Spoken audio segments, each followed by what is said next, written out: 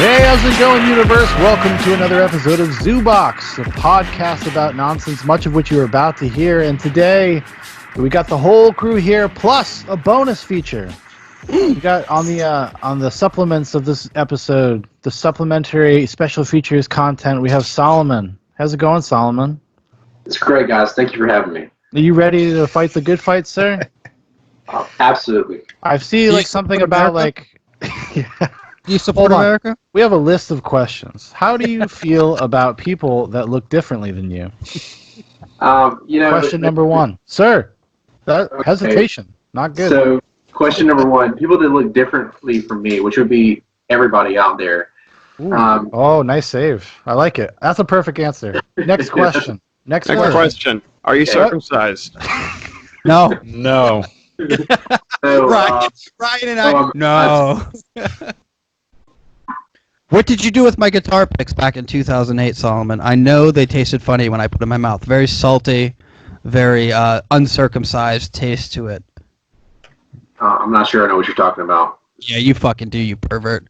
Anyway, listen, guys. Anyways, let's lighten it up. Like, Solomon, like, how do you feel about abortion? I'm just joking. All right, we're done. What do you got to do, Dan? Listen, guys, listen. I'm going to tell you right now, I've had a revolution of the mind, of the body, of the spirit recently. I cried for days. I masturbated profusely while angry, while watching Blackfish, the famous documentary about SeaWorld. There was a lot of things that was going on through my mind. I'm also drinking the way they move in the water is just beautiful. Very erotic. The floppy fin. This is what it kind of seems like Dan's MO is now. Starve yourself so you start to lose cognitive function and then decline into chaos. Dan describes it as a revolution, but we usually call this like a psychotic break. Oh, you know? Listen, dude, I literally have been crying like a lot lately. It's been good. It's been very expressive for myself. Me too, honestly. I also wrote a song called Piss Factory. Like, things are evolving. You know what I mean? Like, welcome to my Piss Factory, my New Hampshire dream. That's beautiful, dude. That's just art. Also, ASC Supplements. Thank you, ASC Supplements. El Jefe. Go to ASCSupplements.com. They got a limited edition of El Jefe coming out in the next couple of weeks. Go type in ZB20 for 20% off of your order. Thank you very much. Plug done.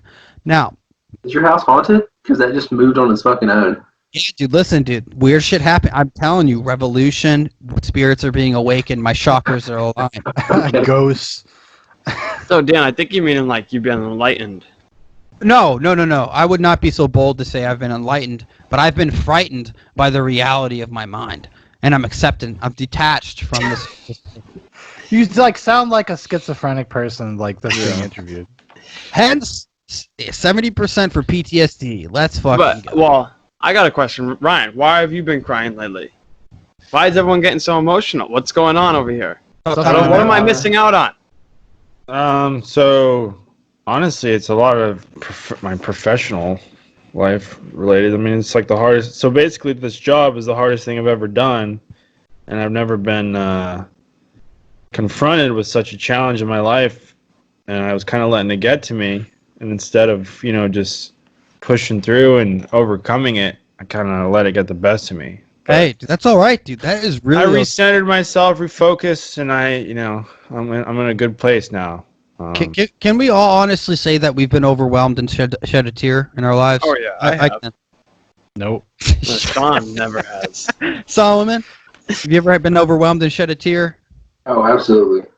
Like a frustration, Ryan? Is it more of a frustration? No, it's necessarily depression. Is it like? Would you say depression?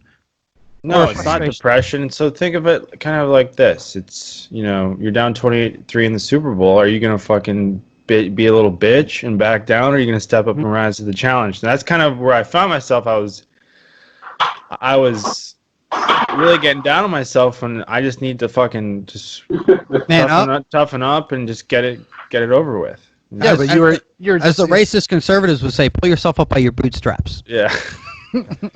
Well, I had to confront. That's not possible, Dan. The physics of it just don't work. Yeah, I mean, yeah, dude. Like, I can change how grits are cooked. I just watched My Cousin Vinny the other day. Fantastic film. Sure. Yeah, I love the. Dude, the 90s were a simpler time, dude. 90s were simple. Oh, fuck yeah. I wish I was in the 90s right now. It'd be awesome. No, the early 2000s was the great. No, Ryan. I sent Ryan fucking Enemy of the State. Wouldn't watch it like a fucking. Oh, that's a good fucking movie. I just got off of work. I've been working that for the sounds past like what. That's what sounds like a days. 28-3 guy would say. Okay, not a 35-28 or whatever. I'm gonna watch Enemy at the Gate. Isn't that Jude Law? No, I told you. Enemy That at the is Gate. Law. Will Smith. Classic 90s. No, Enemy of the State. Enemy of the State. Okay. Okay. Everybody, I'm racist. I thought Jude Law was black. It was an honest mistake. Wait, are you No, talking I was about? thinking like Will Smith, black Russian sniper in World War II. Yeah. Yeah, didn't you know? Enemy of the State. Play a video game every once in a while, buddy. Honestly, You never played Battlefield 1? All the snipers were black. and female. And female, yeah. The thing is, dude, that's a very underrated movie, in my opinion. What Underrated movie. Enemy at the Gate, right? Enemy at the Talking Gate. about they have the hypersexualized moment where they're dry humping in the fucking bomb shelter, and then he comes and fucking Rachel, whatever her fucking Weiss. It's a good movie, dude. It's all right. Got some good imagery. It's all right. Whatever, dude. Enemy of the State, excuse me, is much better. Hey, Dan, that is a good movie. I'm going to have It's to a push great- back on that one. Dude, I fucking watched it, man. I'm like, dude, this shit's happening today, dog. This shit's happening. Will Smith warned us all. Where were you? Where were you?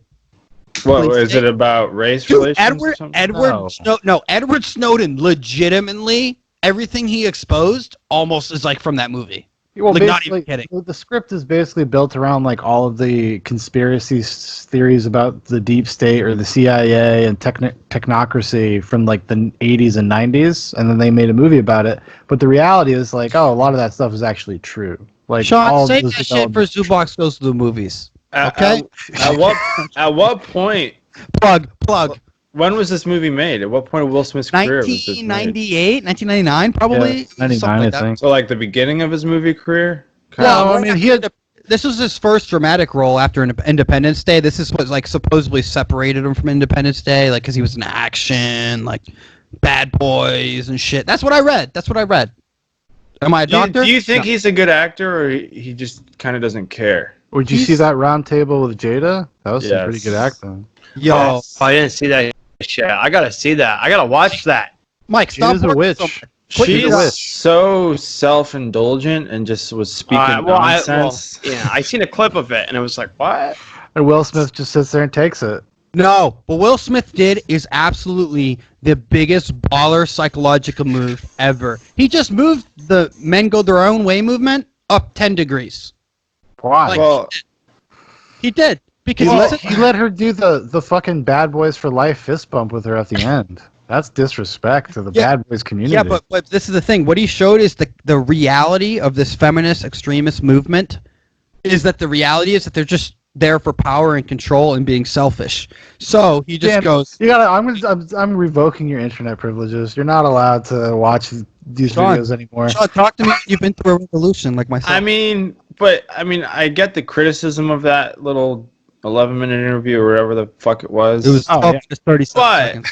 is there not something positive out of that, even though they've gone through? I mean, Well, it's their relationship at the end of the day. It's their. Let me ask you this: what happens if Will Smith sleeps with one of Willow Smith's friend when she's It would 23? freak the fuck That's out. also true. Freak I mean, and not only that, but he had been a friend of the family for a couple years before that. So But he she was had sick and he needed help. Oh yeah, gotta be there for him. Solomon, that would be Solomon. like Mike banging your fucking wife because he's sad. You know what I'm saying? Well, that'd be like, he's just yeah. a little upset. You know? Hey man, here's my pussy. Slide on in. Listen. This Yeah, is the Solomon, thing- how would you feel about that if I did that to you? Which biker are we talking? Are we talking? No, Mike, not talk this. about- no, listen. Obviously, we're not talking about this, Mike. And Mike, hey man, I love I know, you. but Dan, dude. nobody knew that. Got to make it clear. You're right. I'm also not trying to, you know what I mean. I know. He knows- yeah, you're right. But It's a this different is- Mike, people. It's not me. It's How not would, this. how would I feel about anyone other than Ryan banging my wife? Ooh. I don't know, man. I would be disappointed in her. You know, more than anything, I'd be like, wow, dude, are you going to do... Hold on, Solomon, let's put it in context. Hold on, before you continue. Let's say you guys go on a break, like kind of like a break. You're thinking you're never going to talk to her again, right? Okay. You and the wife fucking split up, and then you go, you know, like, then she starts, you have a kid, you know, and he's like 20, and and your ex-wife, or not like separated wife, you're not divorced, starts banging your son's best friend. How are you going to feel about that? Hang on. What now? Okay. Sorry, man. Here. Okay, you and your wife are taking a break. You and your wife have a 20-year-old son. Your 20-year-old son has a best friend that is close to your family. While you are on the break with your wife, you guys are separated for 6 months, a year, whatever. Okay. Your wife starts sleeping with your son's best friend. Because he was sad. Because whatever reason, doesn't matter the reason. Because a woman needs a problem, and wow, she can. What porn have you guys been watching lately? No, that's what happened in the Smith household. Yeah, Solomon. Jesus. And then they got back together after everything. That's no shit. What happened? That's what happened in the Smith household. Okay, Solomon. Real quick, dude. Listen, I need you to be efficient here. We move fast on this podcast. We won't be here much longer. I just want to know: would you be upset with that? Yeah. Probably. Depends on if I was getting like laid as myself. Like, was I? You're Will Smith, baby. You're Will Smith. You getting dick? You getting pussy, dick, whatever you want. Any hole is available. So basically, they're in this relationship to maintain their finances. Pretty much. I guess you could say probably they're like an age thing. Then with that like superficial outlook, I probably wouldn't give like. I would be a little bit offended, but being Will Smith, getting anyone I wanted to, more than likely at any time, I wouldn't give it too much thought, more than 10%, you know? 10%? Okay, but what if you were just Solomon? If I was just Solomon, you ain't getting pussy like you want, dude.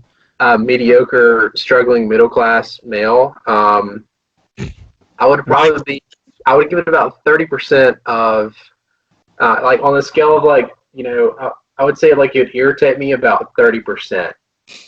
So like you want to smack a bitch, but you don't want to kill her.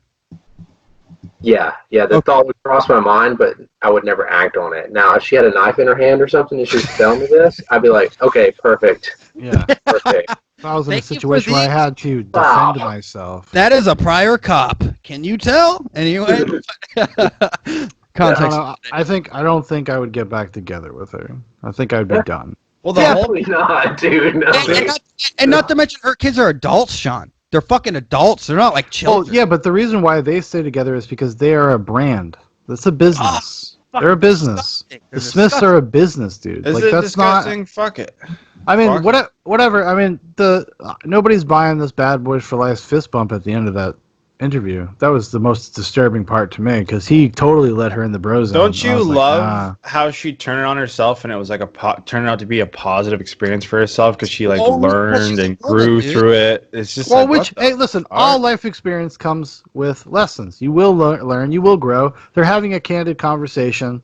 She's saying like, I grew from this, but her rationalizations for things where she starts going into this thing like, I just needed to feel special. Like you're like, oh, okay, so this is really what motivates it. When you brought up all this stuff while this kid was depressed and selfish, right? And you're like, oh no, you're just looking. Real? This is 100% real.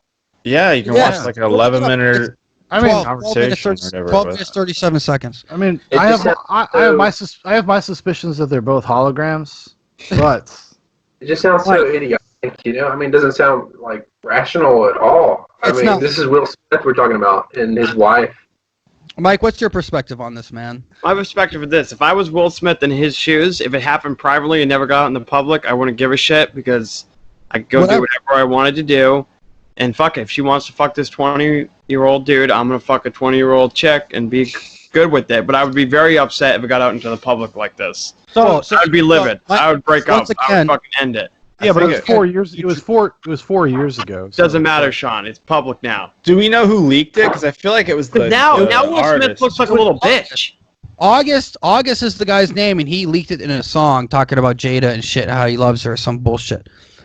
I mean, Will Smith looks like a fucking little coward in this now. But if it was private and no one ever knew, fuck it. But now that it's out in public, I think that perspective. I think Will Smith looks like a little bitch now. I was like, man, you let me down, dog. You really think he can be a leading man after this? I don't know. Like, now he's the next Jeffrey Epstein. You know what I mean? Ooh. Okay. Now, interesting. We're about to get banned. Holy shit, sorry. No, dude, we're good. Jeffrey all the time. No one listens to us. We're clear. More people than you think do. No, honestly, more people than you think, but not enough. So not fucking enough subscribe, fucking like, share it, you fucking pussy. Put us out there. Make this viral. Suck my dick. Now listen to this. Things have been popping up all over the world about one specific issue. The Virgin Islands have now opened an investigation into Ghislaine Maxwell. But I have a question for you guys. How the fuck do you pronounce her name? Is that the question? It is how you pronounce it. Ghislaine or Ghislaine or some fucking Ghislaine. I was like, what? Ghislaine sounds like something you find in a fucking hooker's stomach, you know? That was Andrew Schultz. I stole that. Andrew Schultz said that. His video was removed off of Facebook. So I'm reinforcing that to 5 people go find out on YouTube. You're welcome, Andrew. All right, what's your point? No, but what I'm saying is, so like something interesting happened where Geraldo fucking Rivera has the nerve to say she deserved to have fucking, what's that shit called where you fucking bail set? What a fucking scumbag. I couldn't believe he's like, it was 20 years ago. Not a big deal. One, fuck you, Geraldo. Fuck you. Nice job. Who's Geraldo? He's a fucking political commentator that goes on Fox a lot. Well, he's a pedophile. Probably. But like, no, he is, Dan. If he said that clearly, I mean, come on, he doesn't want to get caught. Yeah, but like, okay, I don't know. But what I'm saying is, what do you mean you don't know? The evidence is right there. That's the proof. You're right, Mike. You're right. Everyone's a pedophile. But there is a interesting perspective of what happened in the courtroom, which I really says a lot. So the main reason, Solomon, you're back. The main reason why Ghislaine did not get bail is because I'm sorry, Sean. Listen, dude. I can see you, bro. I can see you. I'm sorry. It's distracting. Spit it out. I'm trying. You see, you do it without speaking. You guys got some telepathy with me. But so she had to show her financial records, but she wouldn't do that. That's the main reason why the judge did not grant her bail. It wasn't the flight risk argument from the state. One of the main arguments, if you go read the judge's decision as to why she did not get bail, she refused to show her financial records because she would not even admit the corporate. So the place here where she was staying in New Hampshire was owned by a corporation, and she was leasing it. So she would not give up the corporation. She would not give up her financial records. One, who is that fucking corporation? Two, why are you not willing to give up your financial records? Because she has $20 million in bank accounts. Well, Dan, I can answer that really quick. Because this fucking Hillary Clinton's behind it. And she knows if she gives it up, Hillary Clinton's going to go in there and fucking strangle It's actually in Hillary Clinton's name. Yeah. You hear that, Dan? Hillary Clinton will go into that fucking jail cell, shut all the fucking lights off, open the fucking door, go in there and choke her with her bare fucking hands. And say... Probably. She'll scream, Benghazi! Solomon, are you still here, by the way? Can you hear us? Yeah, your screens aren't moving. The only one that's moving is Michael at the moment. Honestly, doesn't matter, man. If you can hear us, we're ripping.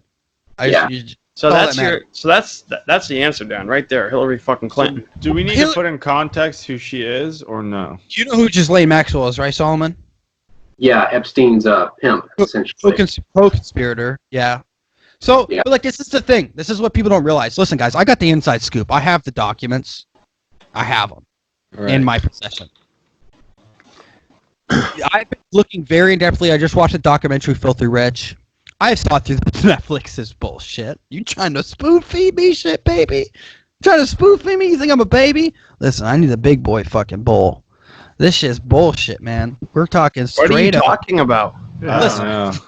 No, what I'm saying is He's saying the Netflix documentary didn't give enough information. Oh, no. It was very... Mike, you watched it. The Netflix documentary on Epstein? It's very baseline. Like, they're not, and they didn't fucking go into the Clintons at all. Yeah, they don't even. Bill Clinton showed up, and one guy talks like, "Yeah, I saw Bill Clinton here. You ain't giving me the dirt." Well, how much were the Clintons actually involved, other than him just being on a flight manifesto and him having naked pictures? 26 times. 26 times on the Lolita Express, the nickname of the fucking plane. Hey, dude, listen, when you got good friends, I mean, Well, you got rich ass friends. They want to take you to a fucking private island. I'd probably go. It suggests that he went at least a couple times a year, like during the time that he knew knew him. I'm kidding. Yeah, obviously was doing. But all that, because I listened to the bail hearing. What's that guy, Sean Atwood? That British dude. Yep. He live streamed it because only 500 people could actually get in on the call, and he got in. So he live streamed it, and I mean, that was part of the judge's argument, but that also went to the flight risk issue. Was that like you don't know what her financial capabilities are? You don't like. She also holds passports in other countries. Like she could have, which is the weirdest thing about her. Which I don't understand is like, why didn't she just go to France? Because they won't extradite their own citizens. She's a French citizen. No, because she wasn't safe, dude. She wasn't safe. Well, she had to stay there. I mean, no, the FBI knows she's been there for 6 months, 7 months. Or maybe she's gonna come out clean on the other side, or not as scathed as you might think. She might just have a couple. We are a presumption of guilt here. We need to give her a presumption of innocence per the law. Yeah, come on. Don't be pulling that bullshit now. Well, I'm Geraldo Rivera. I'm sorry, dude. She deserves her day in court, just like anybody else. Even Jeffrey Epstein deserved his day in court. Just like in My Cousin Vinny, those two kids, they deserve their day in court. Yeah, she does. But guess what? If she gets off with nothing, I'm gonna be very fucking okay, upset. Mike. Can I ask you a question? A serious question? Yeah. If let's say she gets a light sentence, like 5 years in a state penitentiary. Gets out in 2. Gets out in 2. But they catch 20 people that are like actually serious, hardcore pedophiles that are work within at least some political. Like, you know what I mean? We catch really powerful. You mean they make a deal with her?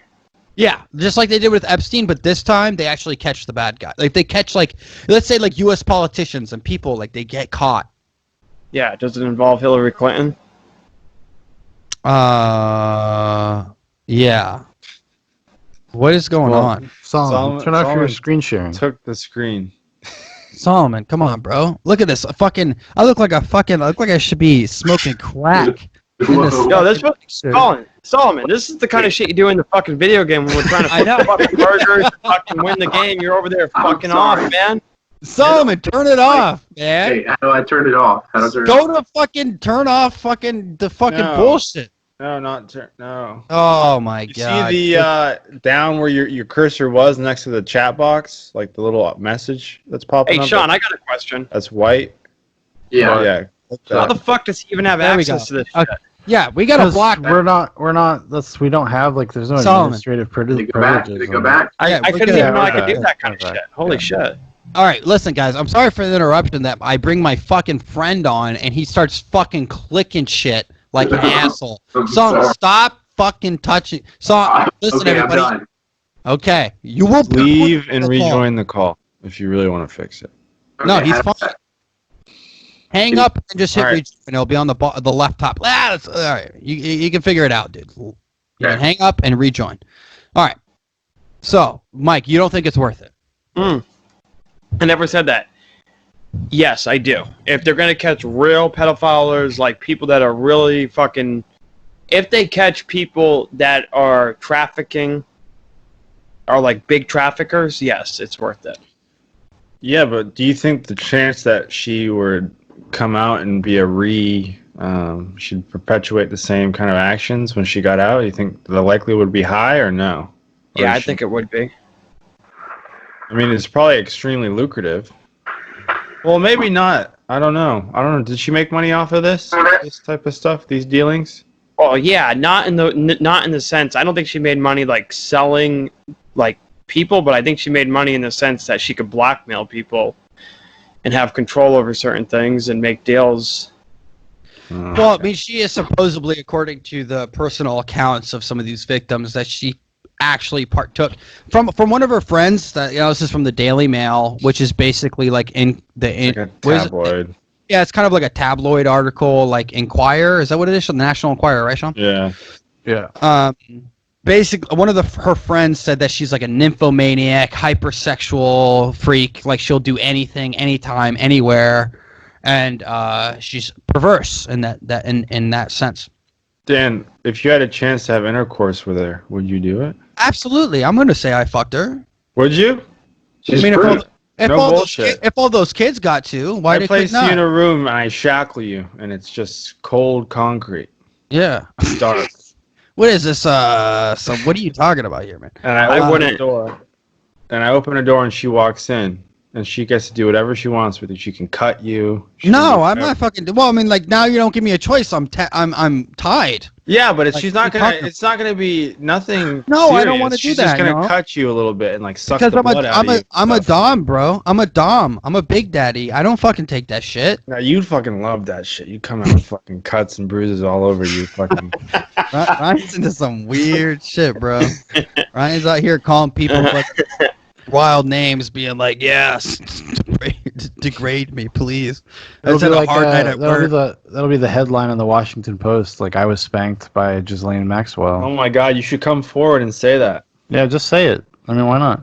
I mean, yeah, that's dude. popular. You were cut, and like she sucked the blood out of you, and she fucking removed the feces And out you of were your 17. asshole as you were shitting. She like. You were fucking only stuffed- 17. She caught it as like a football. She stuffed it back. Hey, all right, let's get real. We're gonna hear a lot more coming in the coming months, and I'm excited to see what happens. Oh, I'm excited to see who they find if she gives up anybody. They're moving her from cell to cell like daily, hourly. Oh, she's gonna end up dying. I mean, I don't honestly. My interest in this declines by the hour because if nothing honestly seriously happens, like people get in trouble and people who matter, and not just some throwaway couple pedophiles, it doesn't fucking matter. So if nothing comes to fruition, it's just like that's kind of what I have an issue with. I don't think anything's gonna come out of this. And I have a question. What do they have her on? Like, how much can they actually charge her for and put her away? I can't remember the exact charges like fully, but it's from 1994 to 1997, or it was sometime in the 90s is where the major charges stem from. That's it? How long? How long can they put her away for? 35 years. Yeah, 35 years. Life. It's like Max- human sex max trafficking and stuff like that, man. I'm kind of interested in how she's been hidden this whole time. You know, we heard the article about her having aluminum foil on her cell phones, and I tried that. Have you guys ever tried that? No. Arlie and I tried it the other day, and it worked. I swear to God. Like we what? put Like you couldn't wrap it do what? an aluminum cell, like an aluminum foil, this little shitty cell phone, and you put it right next to the iPhone, and you cannot get through to it. Oh, wow. It worked. I mean, if you guys want to try it, you know, right now, I mean, certainly you could try it right now on the podcast. What do you mean you can't call it? Hang on. I'll tell you what. I'll get some aluminum foil real quick, and Okay. Dan, Go you get try it. to call. Okay, I will. Go get it. Go Try get that. it. Now, listen, guys. I'm not a doctor, but I'm pretty sure he's full of shit. Okay. I mean, I guess it could make sense if it's interrupting the frequency. But Yeah. hold on. There's a difference between stopping the functionality of you being able to call and it like blocking the GPS. Those are different things. Mm-hmm. And I think Is that what they're looking at? yes, that's what they said. They were like they were doing this method to like avoid detection. And it's like, well, maybe you that, can't. though? That's what they said. I don't know if that is But the you know what I reality. mean? Like, but like, well, she obviously used it. Like, she must have Well, used her I phone think- occasionally. So, I mean, I imagine. like, why not like just I like said, throw dude, it in the ocean? This is all such squirrely bullshit, dude. Newspapers were putting fake stories in newspapers Yeah. of her in Israel, her in France, her in Europe. They had that fake picture that was doctored of her in California. She's been in New Hampshire this whole fucking time. And you know what? But not just that, but they fucking said she was in New Hampshire 6 months ago. There was news stories about it. Yeah, but this is the thing. So this is the real big thing to know. The FBI knew exactly where she was. So is the media on the diversion? Are they complicit with pedophilia? Oh, she knows people that are in some of those papers. She's friends. She probably knows Don Lemon. They planted. No, but they play like the Daily Mail and stuff like that. They definitely. All right, Dan's calling Solomon. All right, so this works without aluminum foil. He's calling me. It works, okay? The Who I phone called is- your other number? All right, so Sean, I'm sorry I interrupted. I'm going to wrap this while you keep talking, okay? And then we'll let Let me Dan know call when you. you're ready. Let's wrap it up. Well, Sean, here's a question I have. If tinfoil doesn't work, then why the fuck are people putting it on their heads to stop alien fucking... No, Well, seriously. It's like Like, where did that even come from? What did they say about masks a few months ago? Oh, it doesn't matter. Maybe it does. Oh, hey, babe. Hey! Maybe it's very serious. I got a refill. Oh, hey! buddy. Tell her we said hi. Tell her Wait, we should I said get out? hi. Should I Hi. break out the fucking Jameson? Hello. All right, we're gonna do a test right now, Solomon. Yeah, We're- Ryan, break up the Jameson. We Okay, have I'll break it. tinfoil on his phone. Maxwell, Elaine Maxwell, right here. I'm calling. Calling me? Not shit is coming through this phone. Yo, Is it ringing? No, it's not doing anything. it fucking worked, guys. So All right. Fucking work. So what is that accomplishing? Like why? Well, because now he can receive calls at least. He can't. That's why you put that shit above your head, Ryan, with the aliens. They couldn't track her cell phone location. They couldn't successfully ping her cell phone location. That's what. And that- Yes. Using the towers, they couldn't. But but there's more in your cell phone than just that to be able No, to Sean- find you. What a But this- fucking terrorist would say. This is cheap and brilliant on her part. I want to know about her like British bodyguards. Were these like former SAS guys? Well, I mean, she's basically. She must be a fan of Enemy of the State. I mean, because this is classic Enemy of the State It's tactics. such a good movie. Please go watch it. It's on Hulu. It's great, man. I'm gonna watch it now because you guys would. I mean, yeah. Oh, it's a Um, fun movie. It's a fun Dude, movie. what's his fucking name? The guy that plays Gene Hackman. Gene Hackman, dude. What a fucking good guy. What an American. He was a Marine. He's an American. Okay? Fought in Vietnam or some old war shit. No, but I don't know. Like, this is the thing. All right, a lot of this stuff, in my opinion, I think Ghislaine Maxwell. I think Jeffrey Epstein. I think they're intelligence assets. I think that's pretty. Seems like it's pretty obvious that they were. From who? From who? But I don't know either Israel or the United States. They were also in the reason why they have so many connections to all these big tech people is these big rich billionaires is because they're all eugenicists, and he was openly a eugenicist and talked about his superior seed and kind of like master race stuff. Bill Gates is the same way. Bill Gates just doesn't say it as openly, but he talks about that kind of stuff. As in, are we kind of like alluding to like old school like Nordic mythology? Were they along that sort of vein, or what? What are we where are we going? I guess, yeah. There's probably some, epistemological tracking you can find. Toward the thing, or is it like an intellectual supremacy? I mean, what was?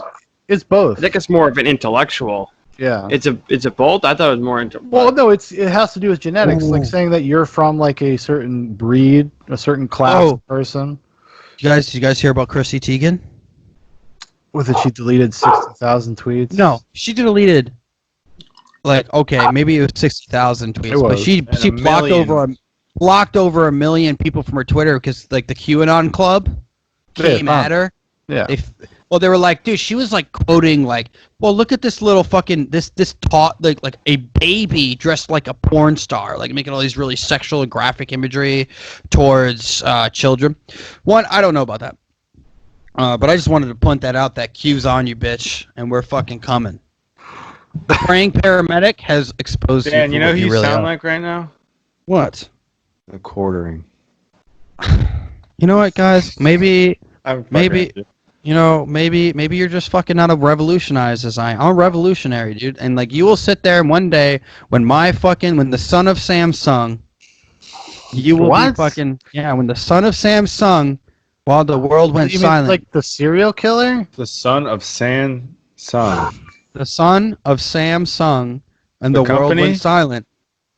Maybe Ryan. Maybe I have insight that you just are not aware of yet. Maybe it's a future album. I don't know. It could be anything. I think what Dan's referring to is his seed. Dan has a little bit more melanin content in his skin than the rest of us. Okay, I mean, like, there you go, Sean, dropping fucking facts and knowledge. Listen, I'm black, and I will not be persecuted for my lack of melanin. I am a black man in a white man's body that is being persecuted, and I think it's ridiculous. In the sun long enough. Listen, do I agree with everything Nick Cannon said? Yes. Yes, I do. Okay. Nick Cannon, dude. Are white people and Jews closer to animals than say Nick Cannon? Yes. Oh my god, what a scumbag, dude. Like honestly, like I'm glad. Okay. What happened with this? Fill me in. Nick Cannon, Sean, do you want to fill it in? I feel like I'm Nick Cannon a rapper? Nah, I kind think of. he might have tried it once. Who's he married to? He Mariah what? Carey? He was. Yes. He was. But, Okay, yeah, that's the guy I'm talking about. Okay, how is this guy even famous? I thought he was a singer or something. Came up on Nickelodeon. Nickelodeon. Okay, all right. So tell me what he said. Let's break this down because I heard a little bit, but I don't really know the whole story. Well, like for me, like I'm a purveyor of weird subcultures, so I've known about this kind of talk from these guys for a long time, and recently, this stuff has been creeping out with celebrities talking about it, like Ice Cube. Yeah, he's a real piece of shit. Ice Cube.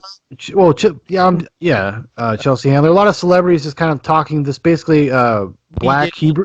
Dave Chappelle, Killer Mike.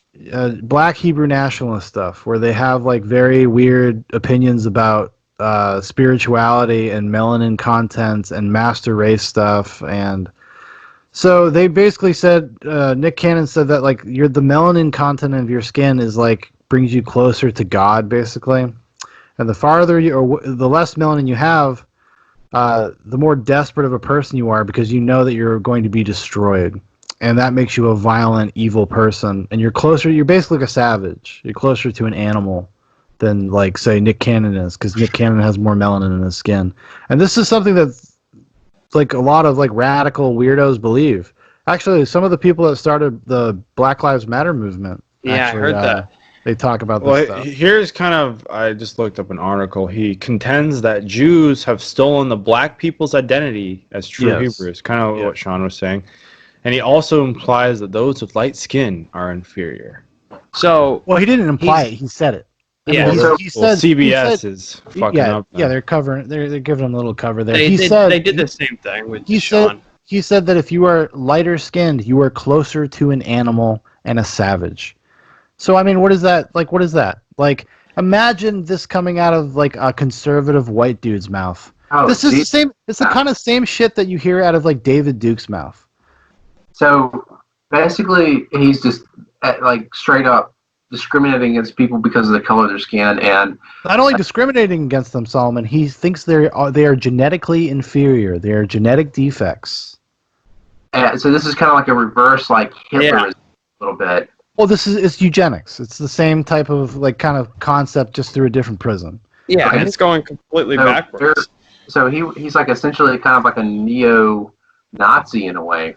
That's right. I mean, the Black Hebrew Israelites. If you look into those guys, they're very radical.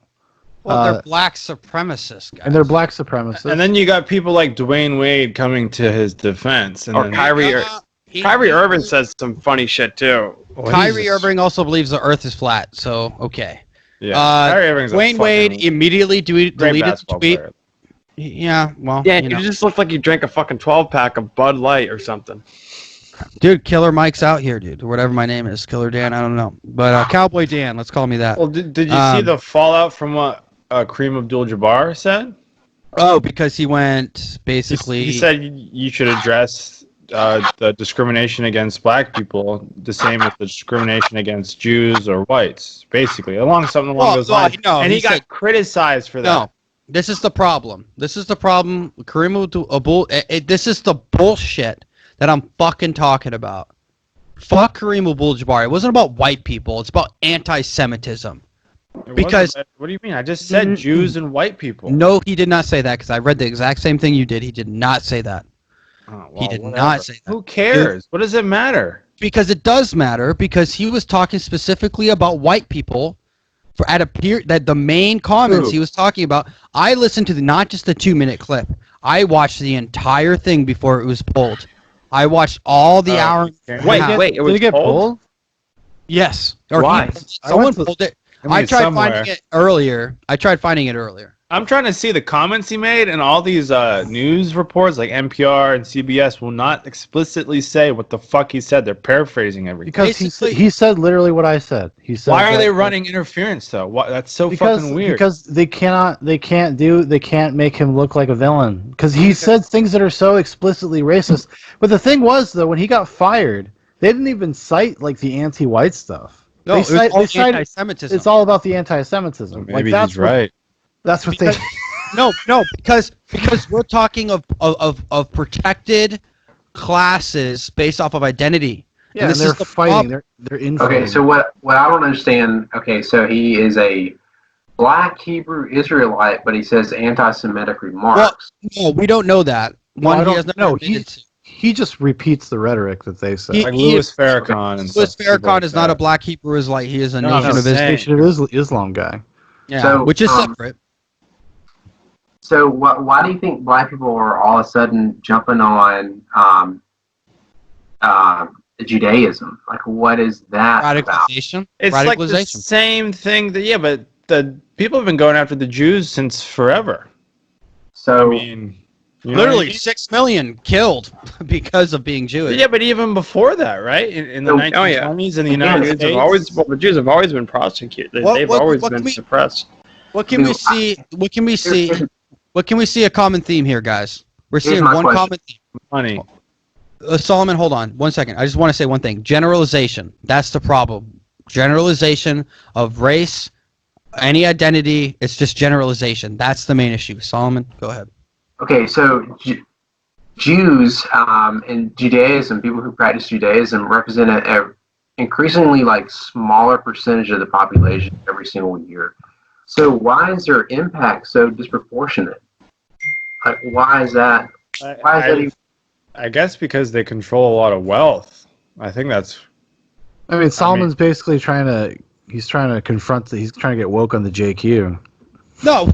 Well, I mean, it goes down to this. I want to know, why is it? It's because this. It's very simply put, and I think it's ridiculous, and this is not a generalization, but it's just like Asian community. They value certain cultural perspectives that benefit them as a whole. It's the same thing with Indians, as India, not Native Americans, Indians. Why do they own so many gas stations in America? Or why do they own, this could be a generalization. Love money. But no, it's not about money. It's about understanding the context of where you can gain relevancy and or power. Yeah, more money, sure, right? But it's just understanding that.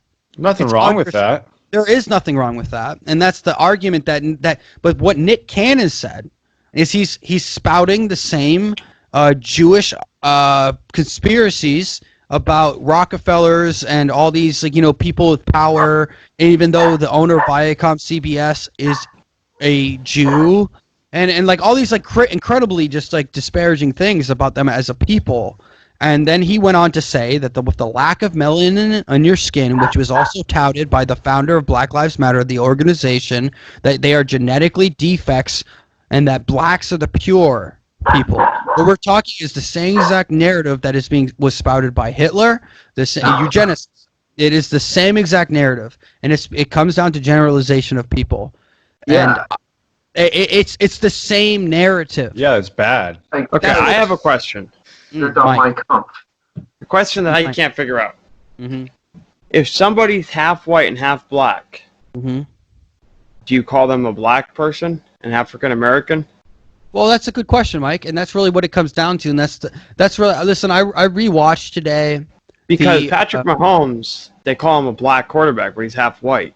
Yeah, then you have Colin Kaepernick, who was adopted into a white family that identifies as a black. Well, I'm just talking about what do they black? Because it's identity. It's identity. Because right now we're not going off basis of logic and reason. We're going off of how you identify. Yeah, but he is literally a black person. So is Colin Kaepernick. Wait, no. So Patrick Mahomes could identify as a white person? Sure. I don't know. I feel like most of the time, mixed race, like white and black mixed race, I feel like they identify as African American because I feel me too. like they take on the traits more so. As far as their skin color, it's generally more darker. Do you guys want to know what the problem is? And I heard this from James Lindsay, and then I also heard this from Candace Owens when she talked with Kingface. Now listen, guys, I have a lot of time on my hands. But when Kingface and Candace Owens specifically was talking about and the conservative thug is what he's known as, Kingface, who he is a Trump supporter, just to put that out there. So he does have an ideological perspective that could be skewed, but he goes to these what we would call quote unquote the ghetto, the hood, which is terminology that has been developed by the left-leaning Marxists within our sociological education system, which is 20%. Wait, what do you mean by developed? It has been absolutely created and imagined from the minds of Marxists. Like the word ghetto? Yes. Ghetto was first adopted by whom? The Nazis, who were what? Socialists. These are the identity. No, they were fascists. No, Michael, that is an application of government, not a form of government. Okay, but I thought ghettos were just poor areas. No. Ghetto was first. I'm sure the word existed, but in the modern context, ghetto was modernized through the use of ghetto as in Jews, when they put the Jews in ghettos in Poland, right? In Poland and Germany and all over. They did it to they put them in ghettos, which were impoverished, controlled regions based off of identity. Okay, right? Because I think originally they weren't sent to concentration camps. No, they were sent in the ghettos. Right. So what does that create? It creates an ideal of extermination within the culture because we understand what ghetto means. But it hasn't the word evolved from that. I mean, no. But it has evolved within a social context, but not within a cultural context. Like socially we've adapted that word to mean something. And it's been fetishized, right? Is that the right word? Fetish through music and stuff like that. Right. So it's become more of a fetish. But what we see within these people in this culture, you have the same group of people that have grown up in the same four corners in Compton, and I want to ask a serious question and pose a serious question through this nonsense that I'm speaking. We have. Within the culture, or within that perspective area, let's say historically black Compton, where they grew up in the same four corners and they lived there their entire lives, and they went to an all-black school, and they hate white people because they're told white people is the plight of their race. Tell me how that's different than the person who grew up white trash, trailer trash, only surrounded by white people in the South. Or any contextual of a poor white area. Because it stems from ignorance. Okay, exactly. And that leads me to a question for all of you guys. So that everyone is pretty much the same, whether they're gonna see it that way or not. So why do we feel the need to categorize people? I mean, what is that psychological impulse? This is what Dan's gonna say. It's the left's ploy to divide the American people. You're wrong. Beyond the political spectrum, because people categorize other people, and they inherently know that everyone is 100% different from the next person. Well, I think we're all, as a human species, we are tribal. Yes. Well, we need to become tribal as fucking Americans. Yes, very good. Yes, absolutely. So, I mean, the question though is still. It's out there. What is the root of categorizing our fellow man? What's the point? Yeah, what is the point, man? What's survival? Survival, but we all live to die. But that's how it starts, man. I mean, you got to think back, going all the way back thousands and thousands of years ago, back when if you saw somebody that looked differently than you, then they would probably try to kill you. That's where it literally comes. It's literally encoded in your genetics and in your DNA to a certain degree. But do you think as we have socially evolved, we still have some of the echoes of that. We have in-group preference. We have there are forms of tribalism. They manifest in different ways. But everybody has in-group preference, and it's not until that you find a larger group identity. We need to have an America first identity. We need to be Americans before we're whatever. Careful, Nick Fuentes. Whatever our heritage is, that's second to the fact that we're Americans, because we need a binding factor, because especially in America more than anywhere else, we need something that is cohesive to everyone, something that gives everybody stakes in the game for the same reasons, because we're from all over the world. So, what's the one thing that'll do that? What's that? War with China.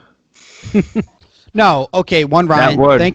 Thank you for saying. I'm always peddling the World War III. No, it won't happen in today's modern context. Yes, it could. No, it couldn't. It couldn't. Yes, it could. It could not.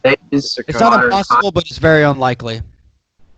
Okay, so my question in today's modern context, and it really, and for the future of the human race, like, what do you think would inspire solidarity more between all of us? Stop focusing on our differences. That's the kind of thing that I find, it's hard for me to grasp mentally. I have no issue with somebody being like, I'm going to use the left and use it loosely. They want to unify and, kind of what you were saying, create solidarity within the people, but throughout their politics and policies and social stuff, I mean, they're always focusing on our differences, and they're always it's always about division and how you're different than another person. So I don't understand. But that's not what they're advocating for. Listen, Jordan Peterson's talking about every year. We're not talking about equality. We're talking about equality of outcome. That is what this is all about. It's about the outcome of the results.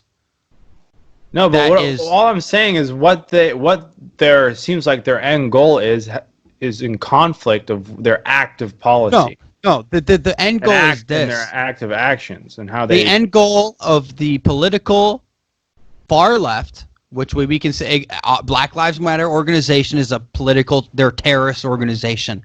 They're outright. Terrorists. Jesus Go Christ. read. Oh yeah, you don't want to fuck. What is the definition of terrorism, Ryan? Inciting fear through political action. Like you're doing it for politics. Okay, but aren't there many forms of Black Lives Matters? No, stop. The Black Lives Matter, the organization, not the movement. What is the organization? I thought there was like 4 of them.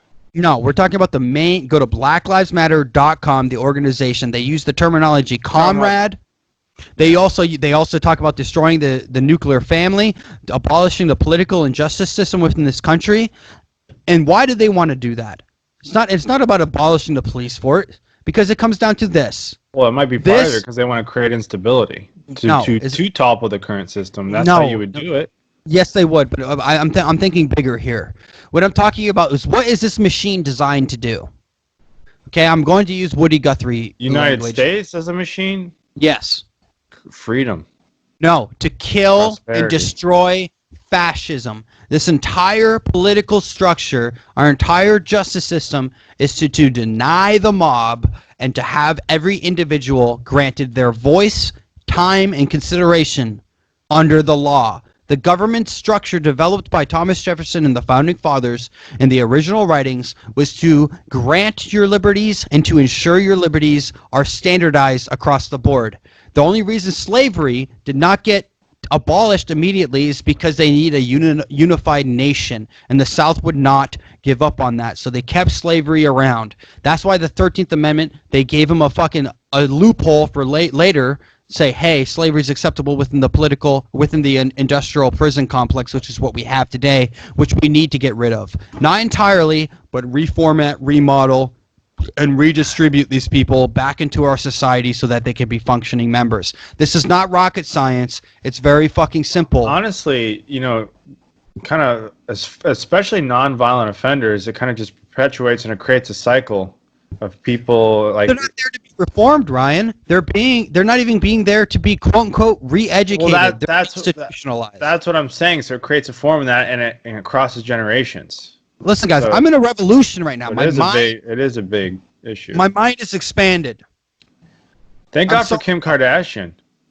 Honestly, yes. Thank God for Kanye, who absolutely did an article that and said everything. You can't determine my wokeness. You can't determine my political prerogative based off of the color of my skin. You can't have Snoop Dogg putting up pictures of black conservatives and calling them the Coon Bunch. Okay? Well, it's his right. No, it is his right, but I'm glad he's able to say it.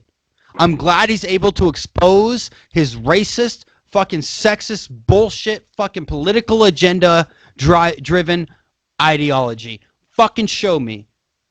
Show me who you are. Yeah, that's the best thing about freedom of speech, because if you deny these people the right to speak in public spaces and Okay, give their opinions on things, you're not going to know how they actually think and feel. So, guys, listen, I always feel like a fucking pirate hijacking the ship, but I have shit on my mind and I'm going to fucking speak it. When I was talking to an educated, very highly educated master's degree, okay? I don't know, man. In economics, and they don't know who Thomas Sowell is. Who's that? Thomas Sowell is the world-leading economist. Don't quote me. I believe he's in Harvard or Yale. He's one of the Ivy League institutions. But why is his voice not being heard? And do you know what this fucking person said to me? And I swear to fucking God, this person said this to me. They said, that is an example of the white man who built the establishment, who built the system, oppressing a black voice. And I said, you're fucking ridiculous. It has nothing to do with him being black. It has to do with his ideas. And how do you convince an entire population to become radicalized? You convince them to be oppressed. You convince them to fucking feel like they're nothing. You make them feel afraid. Is this the guy? Is he still alive? Was he on Joe Rogan? Thomas Sowell is 93 years old, and he's still out speaking. He spoke the other day, and he said if Joe Biden gets elected, that this is a turning point in our country that we cannot recover from, and that we will fall levy to the same thing. Do you know who Joe Biden is? I think that's dramatic. Well, Dan, here's a question I have for you. Do you know who Joe Biden is? Joe Biden's fucking Mussolini. China's Hitler, and they're fucking coming, and they're fucking All right, coming. Dan. That's not. Dan, I don't know. Dan, That might be a little hyperbolic. Dan, I have a question for you. No. Okay, so if we elect Trump, is he going to keep on paying the American people to sit at home? What's going to happen to our economy? Listen, our economy is based off of basic bubble theory. It is not. I know. So what happens if he pumps and it just inflates and all? He just keeps on giving stimulus and fucking. It doesn't matter who's in charge. It's all gonna happen regardless. We're based what do you off mean? Of nothing. There's okay. Nothing our dollar. There's literally nothing there, Michael. I know. Here, okay, guys, can I interject? Yes. May I interject? Excuse me. I see where the focus is now, and I think the primary focus should be on the advancement of the human race, period, and easing suffering, right? Because I mean that's kind of a beautiful mentality. But all of this, what happened with like, I think the best thing to do for us in this situation, for our generation, what I would like to see and what I think would be the best solution is to the final solution? Nazi. Yeah. It's absolutely not that. It's to continue the exploration of the unknown, to move on from Earth and to spread our influence throughout the universe. And I think that would really kind of put a lot of our issues aside because now we've had so much time to like introspectively like look and bitch at ourselves. I see what you're saying, Solomon. So we need to go into a universal conflict with a alien species to unite us as a people. No, that's bad. That's bad because that's globalism. We don't want that. Yeah, but Dan, that's the one time where globalism would probably be a good thing. Really? That's what fucking Hitler said. Talking about the alien. What do you mean? No, because he used the same terminology as alien species as far as the Jews. Why can't we fucking say, hey, we greet aliens? Greet them. No, I agree with you, Solomon, in the sense that what you mean is like that would refocus like humanity's attention. The problem is I don't think we're at like a point in society like where we have it pretty good. We have it pretty good, like especially talking about this shit in the United States, and so we have gone out of our way to kind of create conflict where there doesn't necessarily need to be conflict, and there's a lot of different reasons for that. But yeah, it would be cool to develop a space program where people had some sort of investment in that, like there was some sort of real tangible thing. I think the day we actually come across something where we can know that there is something out there, that people would be way more invested and interested in that kind of project. But that's a fucking mask, dude. Until there's like something other than the void to look forward to, it's only like nerds, that are like really. No, I mean that pejoratively. Like that's just the reality. I mean, you need something to excite people about the prospect of like going out there. For some reason, like we find it very unimpressive to fly to the moon. I don't know why. Well, I mean, we're literally years away from going to Mars. I mean, we're gonna see it. Well, And, I hope so. Elon's going. Fuck yeah. What do you guys believe? Do you guys believe in the power of voice? I fucking love Elon.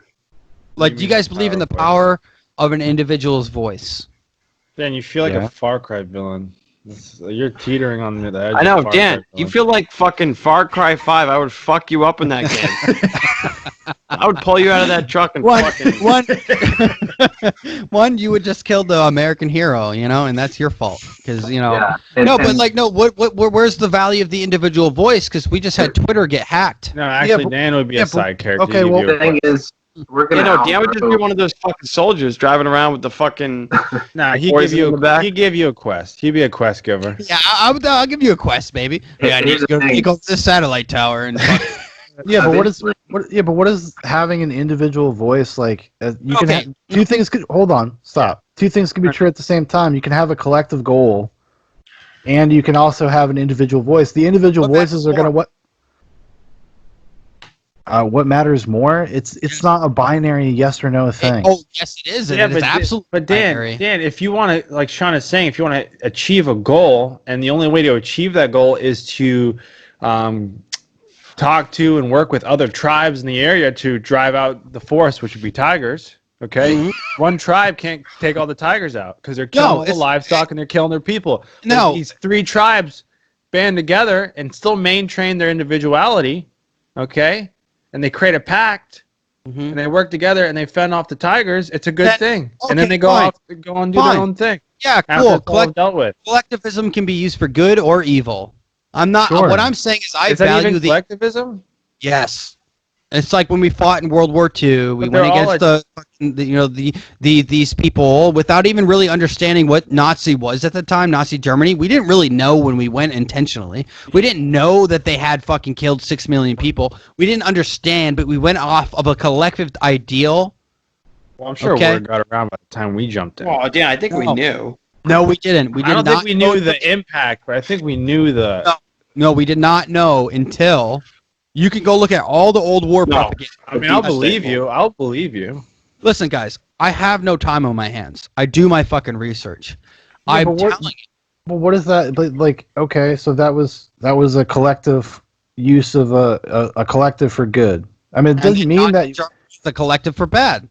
Yeah, but that doesn't mean like you lose your sense of the individual if you engage in that stuff. I mean, we're talking about different things. UN was created, right? But that's my point.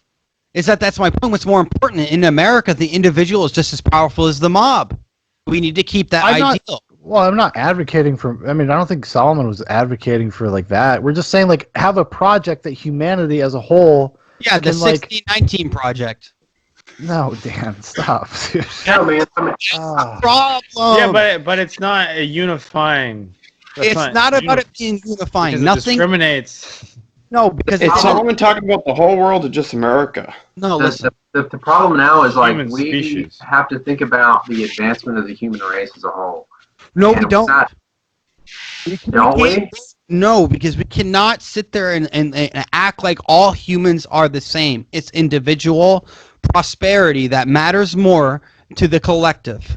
Yeah, but as a collective and as different countries and different entrepreneurs and different tech companies, we invent new electronics and technologies, and we all benefit from it. This is what the communists and Marxists are arguing for. You're asking for equality of outcome. I'm not asking for that.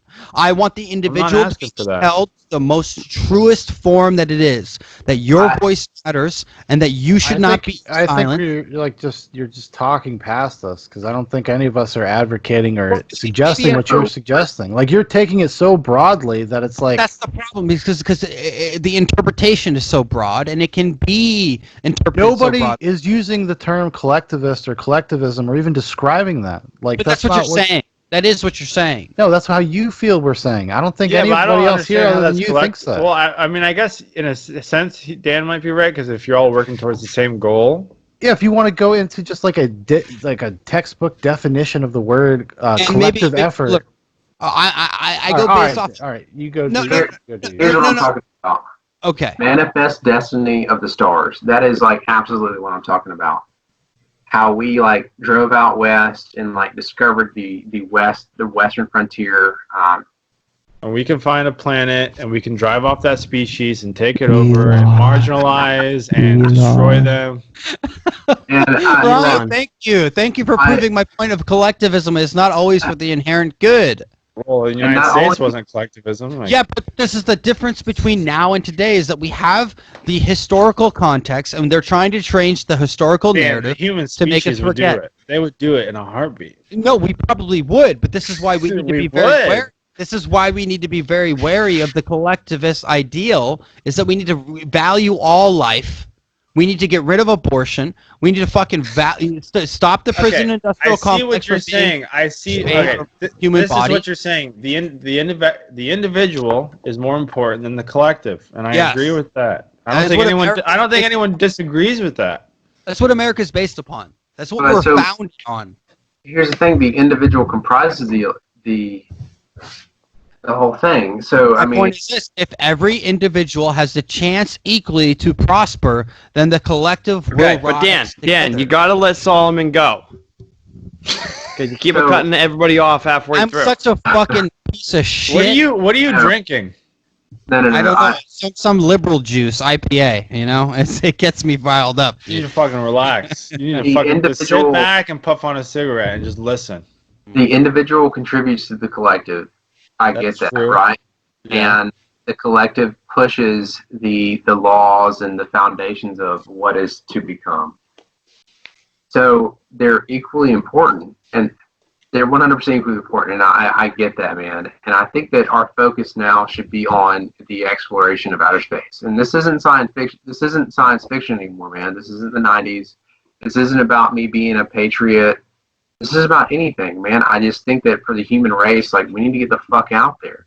We need to see what's going on before it's too late, before we inadvertently blow ourselves up in some, like, nationalistic bullshit war.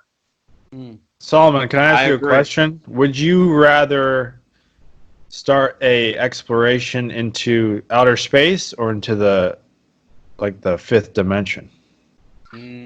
Man, where we can how talk to how else are you gonna get there, buddy? How else are you gonna get there? I'm gonna say outer space first, in case we inadvertently fuck ourselves here on Earth in the fifth dimension.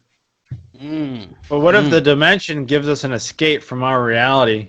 In case this world goes to shit, we can all escape into that dimension. Yeah, and that kind of brought up a question earlier, and that is a great question, Ryan, and it's kind of like one of those it's one of those rabbit hole questions, and I love those. But, man, I know you, and I know you're into the paranormal and angels and demons and Dante's Inferno and all that garbage. The thought I had earlier was like, what is really the true history of humankind? And there's a lot of evidence to support that we have been advanced before, and that we somehow magically disappeared. Oh, you've been watching some Grand Hancock. Wow, you've been into the deep. I love it. So, as far as like other dimensions goes, I would love to explore that probability, and I would love to explore the probability for every dimension that is available to us here today. So,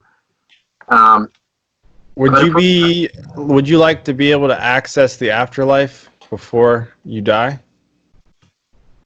So I think that's kind of one of those questions where we're giving credence to an afterlife, and I don't know if I necessarily agree with that in a way, because really, you don't believe in the afterlife, regardless of religion or whatever? I don't believe that my monkey mind could potentially comprehend an afterlife. But why are we so different than so many species? Why are we so cognitively advanced than every other species in the world? Because we've only been here on Earth. I understand that, but why are we the ones? Why is it us? Why not tigers? Why aren't tigers walking around fucking having these conversations on podcasts, dealing with racial relations and, against the albino tigers? If I was like an evolutionary biologist, I would 100% answer your question to the best of my abilities. But I'm not, man. I mean, that's one of those questions that you need to ask. I know. So, but why are we granted these thoughts? Who said that we're granted these thoughts? What do you mean? Like, why are we able to cognitively think like this way and think outside of ourselves and outside, with reason, outside of our selfish desires? We can have abstract thought. Right, yeah. One of those philosophical questions. It's like, what is thought and what is reason? And when you think about it that way, like, what is anything really other than a projection of, like, what you perceive it to be? Well, why can't I go on YouTube and watch 4 monkeys or 5 monkeys talk about? Yeah, but you're starting to see already. There's some of these monkeys. They're at a nascent stage where they're like people think they're starting to develop like Sean, tools. Don't give credence to these stupid fucking monkeys. Dude, you should go watch 2001: A Space Odyssey. That's what that whole movie. Actually, 2001: A Space Odyssey is literally about what you're talking about. You guys, what is that, Sean? Basically, it's time. Here, Ryan. I'm just fucking around because I know we are the most advanced species, and there is an afterlife. There has to be. If there isn't, then this is the biggest joke of all time. and that would be beautiful as well, man. I mean, that would be absolutely beautiful. Yeah, but that's pretty lame. That's pretty stupid. We just die and disappear. Like, if we got reincarnated, that'd be fucking sick. Which is why I think we should really focus on the exploration of outer space. Yeah. Just like our English comrades did back in the day. Just like. But here's a question I have about reincarnation. Is if you're always getting reincarnated, why are there more people? Wouldn't it be the same amount of... because it's very simple, guys. You guys aren't even thinking about this logically. It's so simple, Dan. Please. No, it's very simple. So when you procreate, you split your soul. And then within that is formed a new soul. So when you die and that soul inhabits a new body, it's a replication of that. Fucking split his soul 11 times, so he only has like a... No. Your father, but that's why we all are genetically similar within the pool of genetics. Is that yes? See what I'm saying? 50% of your mother, 50% of your father go into each child. Is that now, those actual teaching, or are you just talking out of your... No, that's like what is generally taught, right? Like you're 50% of what your mother is, 50% of what your father is. And you gain genetic mutations and variations through that process. I know, but what about the reincarnation part of it? That's what I'm saying. But that's my point, is that the soul, you can never split it one time the same way. It's like I can never accurately, absolutely rip the same piece of paper twice. Even on a molecular level, it has changed and altered within itself, completely new. Isn't that? It is. Are you guys aware of the caste system? Yeah, in India. Yeah, and Hindus believe in reincarnation, right? Mm-hmm. Yeah. And the only way to move up in the caste system is to live a good life as a poor person, die. And then when you're reincarnated, you move up. Yeah, hope that you've done enough to move up. Isn't that so fucking... Isn't that so sad? That's a fucking sick loop, baby. Reincarnation. But that's why this is it's all logical fallacies, man. Where everything. So what happened? Well, and I agree with you, Solomon. I'm totally for going to fucking outer space, finding a new fucking planet, and taking that bitch over and fucking living on it. No, because it will happen again. I want to see moon gas stations. I want to see moon amusement parks. But that's why we need fucking Elon. It will happen again. The problem is we need to capitalism, stop baby. Let me please answer Michael real quick. That looks like a fucking Tom Clancy's Ghost Recon character right now. All right, Solomon, go. To answer your questions about why there's so many people here today, why there's so many souls, like, we don't know definitively what happened in the past here. We have no fucking idea. We have like little traces here and there of like ancient civilizations. And dude, I really don't know like Alex Jones and like the fucking deep end of like Egyptian like mythology and the lost city of Atlantis, but we really don't know what happened or if there were advanced civilizations here before us, and we can't answer that question. We still to this day can't answer that question. So there's some early findings of evidence that there's like an extinction event. Yeah, but we're also taking advantage because of all the holes. Listen, I'll tell you what happened. Okay? People make these great documentaries. You know what I mean? There's this guy called King Nubian. Okay, he was king of the world. He's from Egypt, cradle of civilization. White people came, and they ruined it. Is this true? Shit. They came in and brought their bland ass just That's an Were they the incredibly Jews? that's an incredibly truncated version like, of that story. guys. Were they Jews? No, just white people. No, but like that's Isn't that's that crazy how Jews get? I'm sorry, Dan. Jews get thrown in with the white people category, but they're Depends No, on they're who you not. ask. Depends They're on who not.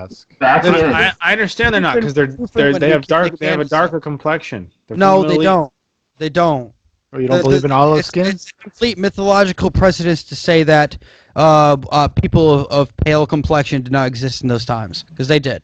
Wait, no. Are you an olive skin denier? Yeah, but Dan, if you lived in the Middle East, you have darker skin. No shit, dude. It's called a tan. And if you were white, you were considered. That's not good. No, but why was pale skin? Dan, if I saw a fucking white guy, this is fucking 2000 BC. I'm walking around the Middle East and I see this fucking Snow White motherfucker This come out cracker. of the woods.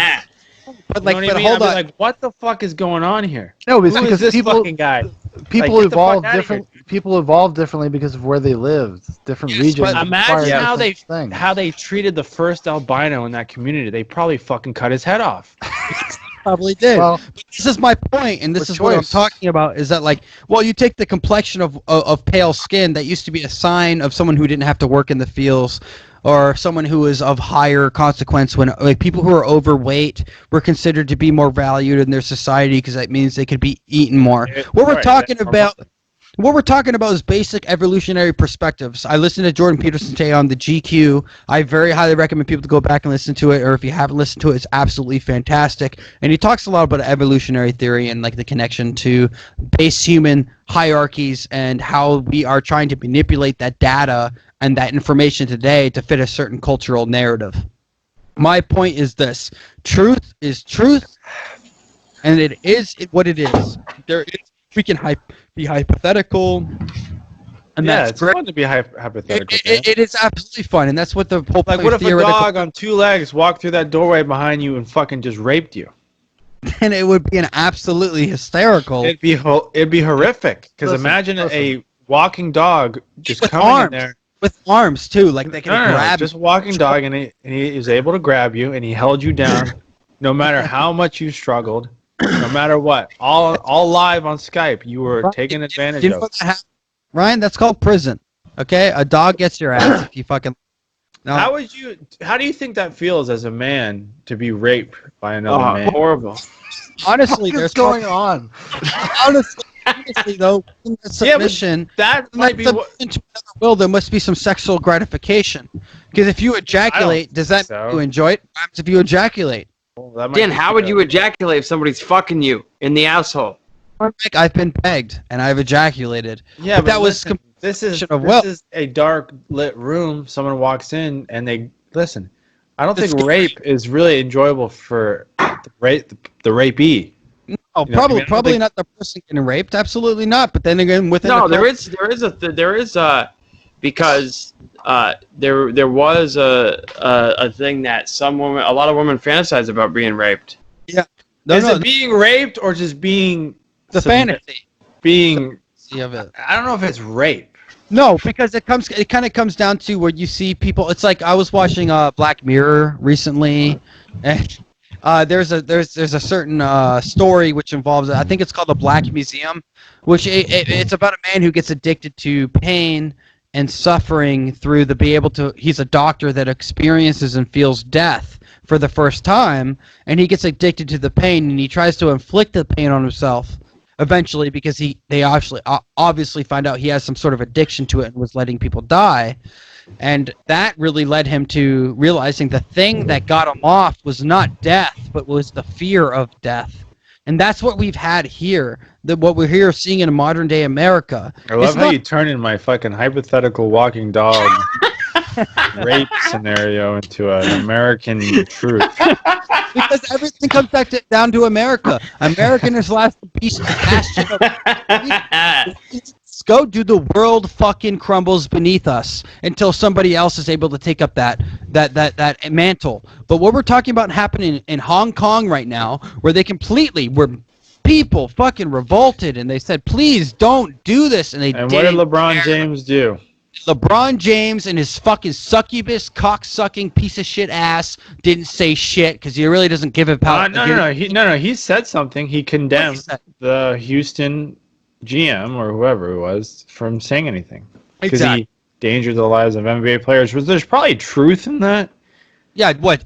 Endangered their fucking political and/or financial careers? Fuck off. He probably realizes the power that China carries. He's probably not stupid. That's why you stand up to the mob, and this machine is built to kill fascists. You do not kowtow to the mob. I will never kowtow. I'm not saying you do. Dave, remember when I was saying negative things about LeBron James, and you just want to talk about all the positive things? I know. Dan, you run the opposite side. No. It's not about being on the opposite side. It's like I've gained perspective through my education. What do you mean? What are you talking about? So last week you were... No. I hear you. You're right. But what I'm saying is, like, I don't hate LeBron. I don't hate him either. Well, I could, you know what? I don't hate him, but I have a great dislike for him. Dislike. Okay, great. A great dislike. What I'm talking about is not hating him for his perspective. I want to hear his perspective. That's what I'm saying. Let him say these things. Don't shout him down from the mountaintops because you disagree. No, we can criticize it. Yeah, but the thing, listen, the whole thing about the LeBron controversy is just what he's saying now directly relates to how the people in Hong Kong feel. Directly. It's just not race related. It's more about individual freedom. Preach, brother. Preach. That was my whole point. Anyway, let's not get on that. Let's move on. Sean, bring up something else. So Solomon, take us somewhere else. Take us out of this stratosphere. Okay, so Solomon, he'll bring you somewhere else. Where are we going? Once the principal focus of humanity is on the exploration of space. Oh my god. It's already on that, man. Elon's fucking going, Solomon. There's a fucking space force. There's a space force, bro. A lot of Come to Florida, Solomon. We're fucking shooting rockets into the sky. We're fucking having parties. Fucking people coming out. People are loving it. Come on. We should all just stop our lives exactly where they are and join the Space Force. Well, here's the next thing. Next time fucking Elon Musk launches a fucking rocket into outer space, I am going to fucking watch it if it's in the state of Florida. I missed out on the first one, and I feel neglected, and I feel that I missed a great opportunity in American history. Well, it would actually be amazing to watch, but I think you fucking awesome at a great distance. I don't think you can be. Did you guys hear about Twitter? No, you can be in a giant field. Dan, listen, we're not talking about that bullshit anymore. We're talking about real shit. Did you hear about Twitter, though? Did you hear about Twitter? You vaguely brought it up for a second, and we moved on. Yeah, I know. And it's important to talk about because Twitter got hacked yesterday for upwards of 3 hours. And and this is what I was talking about, the individual voice and Twitter and the power. We're talking about outer space right now. Listen, this is not on from the political realm. No, this is not political. This is the power of an individual. This is about America, goddammit. Listen, guys, if you guys want to give up in the fight of America, you can go to another fucking podcast. Because Zoobox, we're Americans, goddammit. But hold on. Listen, for real. No, so Twitter was hacked yesterday. Who hacked it? And that is an interesting question because they're not sure. Supposedly that somebody within the... What do you mean it was hacked? Every account was hacked? They already... I mean, they know what happened. Who knows what's happening? It was one of the. It was a Twitter. It was a Twitter employee that was on a gaming Discord, and somebody had befriended them over the past year and got them to give them access. Well, we don't know who that was. No, they don't know who. They don't know who it is. No, but that is the process by which it happened. So right. That is exactly how it happened. And basically, they were able to go over two-step authentication. They were able to change everybody's passwords, and then they started like posting things like, "Hey, just to clarify, blue checkmark people." So they got all of their personal data, and they also were posting on their Twitter accounts this like fake charity thing where they're like, "Hey, if you send us from Jeff Bezos, from Kanye." They're like, hey, send us 1,000 Bitcoins and we'll send you 2,000 back. This is like a chair. We're giving back. Seems very and they did like $53,000 got fleeced from people before everybody was like, don't do that. That's you fucking idiot. It was over $100,000 actually, but I thought it was 53. Oh, I read 153. Maybe. So I'm here's wrong. a question. But hold on. It's These were the fake names. virtual currency. These were the. No, it's not fake. That's real currency, dude. Regardless if you want to believe it or not. And so is our financial system. Well, I have a question. Mike, 1 second. I just want to read off the names of the people that were accounts have been hacked. They were hacked. Read off These are the 5 names. Elon Musk, Bill Gates, Cash App, Obama, and a couple other names I don't know. Jeff Bezos. Gemini, Jeff Bezos. Yeah. Just China. No, Well, that's what I'm saying. no, This is here's really the question. it could be a political takeover by China. Here's a question I have for Solomon. I'm kidding. Solomon, I have a question. Let's say we go to outer space, right? And we find this fucking amazing planet. Do you think But Twitter it's- will be on that planet? Yes. Well, no. Here's my question for Solomon, because he seems to be into this, and it's something that I am very interested in, too, as well. I want to know, so this thing is so far away, how the fuck are we going to get there? Yeah, Solomon, come on. Tell me with your rocket science degree. No, you think No, it's like- going to be a Chinese rockets? How would it be that even if we found a planet way out in outer space somewhere, fucking Powered by light years Bitcoin? away? I would How would probably we take get the there? Chinese rocket. It could probably be a cheaper flight. How would we get there? Man, that's not really a question that I can answer sufficiently because of my lack of Spaceships. Well, Mike, get there. where No, the but fuck- isn't that the Okay. question? Oh, Isn't that okay, the question? Even if we hypothetical. find somewhere, The question is, Hmm. how far away is this planet? Is it accessible by a rocket ship? well, that's what I mean. All the stuff that we can look at right now, we can look fucking far away. create a And- hypothetical planet and fucking tell Yeah. them. Like how Well, many light years are we talking? Well, I don't know all the fucking, Let's say- how let's fast say- people let's can say- travel. But what I'm saying is, here's my point: is that okay? Even though we can see pretty fucking far right now into outer space, right? yeah. You want me to tell you how we're gonna find it? No. So let's say What if we question are you find a asking? planet, We're how gonna, do we get there? we're gonna have to develop rocket technology to get us there. No, Ship, it won't- We are vessel. going to take a huge cargo ship and freeze Everyone. 300 million people, and they're all gonna be cryo-frozen. And Mike, everybody, and then some conflict. There's going to be an issue on board with all the people Because who are that awake. is the question right start now. to revolt, right? Yeah. The people who are awake start to revolt and start to catch on what's going on, And it's called Yeah. the Matrix. and then everybody Because- wakes up halfway through the flight. Yeah, because that's it. Shit. well, here's the thing. Even if we find a planet, Hmm. even if we can find this fucking planet, because we can see pretty far right now. So even if we find a planet that has life that we can fucking live on, the next question Mike, is, we gotta get okay, to that. We gotta get Okay, to that. we hang got to on. get there. We gotta Mike, I get think there I to do have an answer confirm for it has you. life, though. We have to get samples of the soil. We have to get all of this types of stuff. Well, So, Mike, it's currently Nobody answered me if Twitter is going to be on this planet. Yes. no, nobody. It will be. Twitter's Twitter. fucking getting deleted, Sean, from this bullshit. We're not bringing it. We're not bringing any fucking internet. We're going back to fucking primitive lifestyles with spears and fucking bone Paleo arrows. diet, completely So- paleo. assuming that this planet is like you can just land on it and just fuck shit up and be a man. Yeah. Okay, so who was it that was exploring the way to digitally map a human consciousness? Because if you Elon Musk. figure out how to digitally map a human's consciousness, then essentially like you and I could die, but our consciousness would go on indefinitely to this other planet and maybe inhabit like an embryonic state and then grow up into a And then being. and then they Huh. like release your That's consciousness into interesting. the brain. I think that's actually a really, really awesome concept.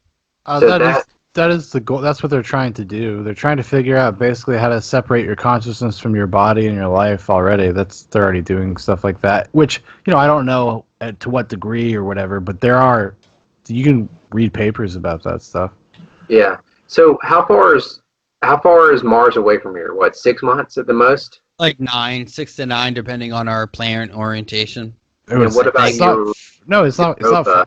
It's not farther than that. It's not like years away. No, it's not. No, it's not It's that far. Mars. Have you ever seen Martian, Sean, with Matt Damon? They break it down pretty specifically with pens. I only saw it once a long time ago. Great movie, honestly. Well, they're I going to love have to it. find a way to travel in space that we don't travel currently.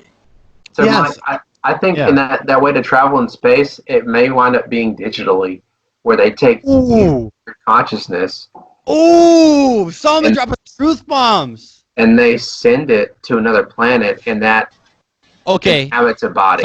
Solomon, can I ask you a question though? That's like, I know it's fucking. No. That's good logic. That's good. It's logic. It's reasonable. So would you say there would have to be some storage capability there, though? There would have to be some storage capability that is sent beforehand. Yeah, so, it has to be biological or artificial somehow. No. And this goes back to what Mike was saying, or Ryan. I can't remember who it was, but the fifth dimension.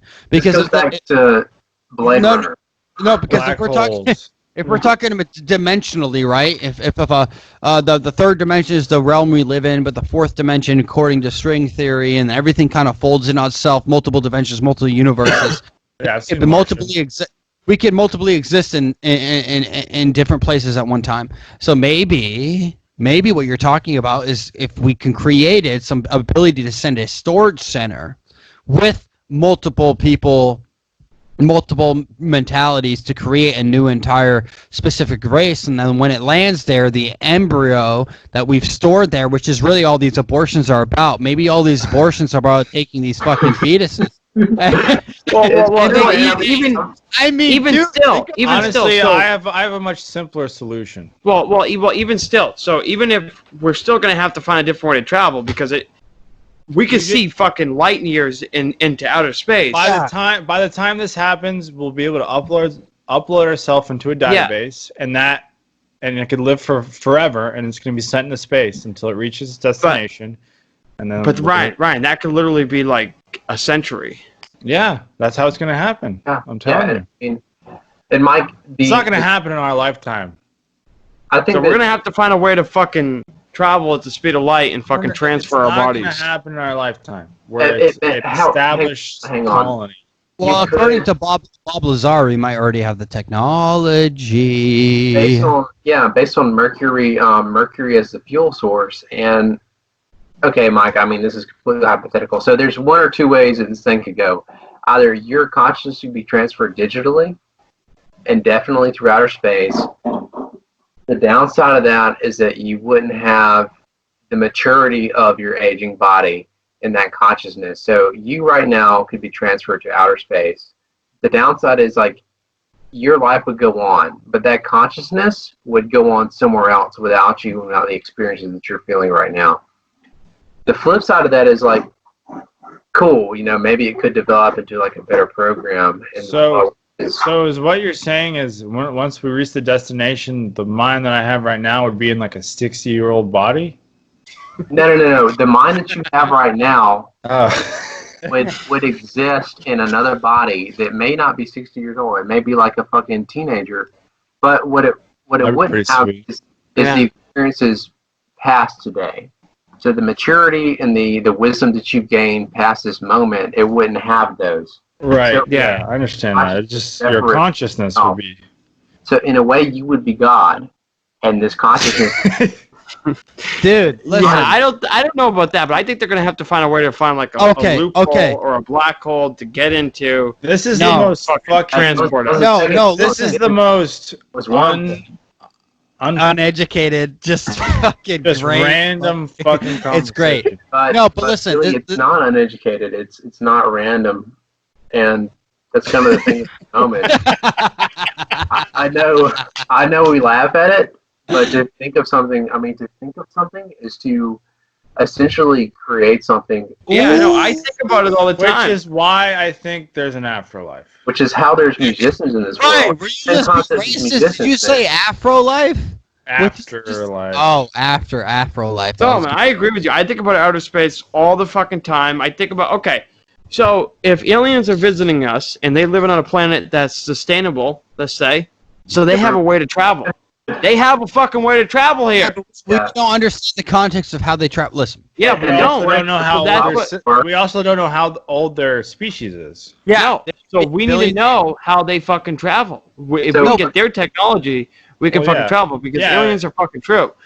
but the thing is this: it's very simple. Is that if once aliens expose themselves to us, they already have. What are you talking about? We will take it over and we will make money off of it. When Dan says as soon as the aliens expose themselves to us, all I can think of is like an alien opening a trench coat. and then here we are, like I've seen it all, guys. Well, look, guys. Hey, I hate to break this to you guys, but aliens are just human beings from the future. Okay, guys.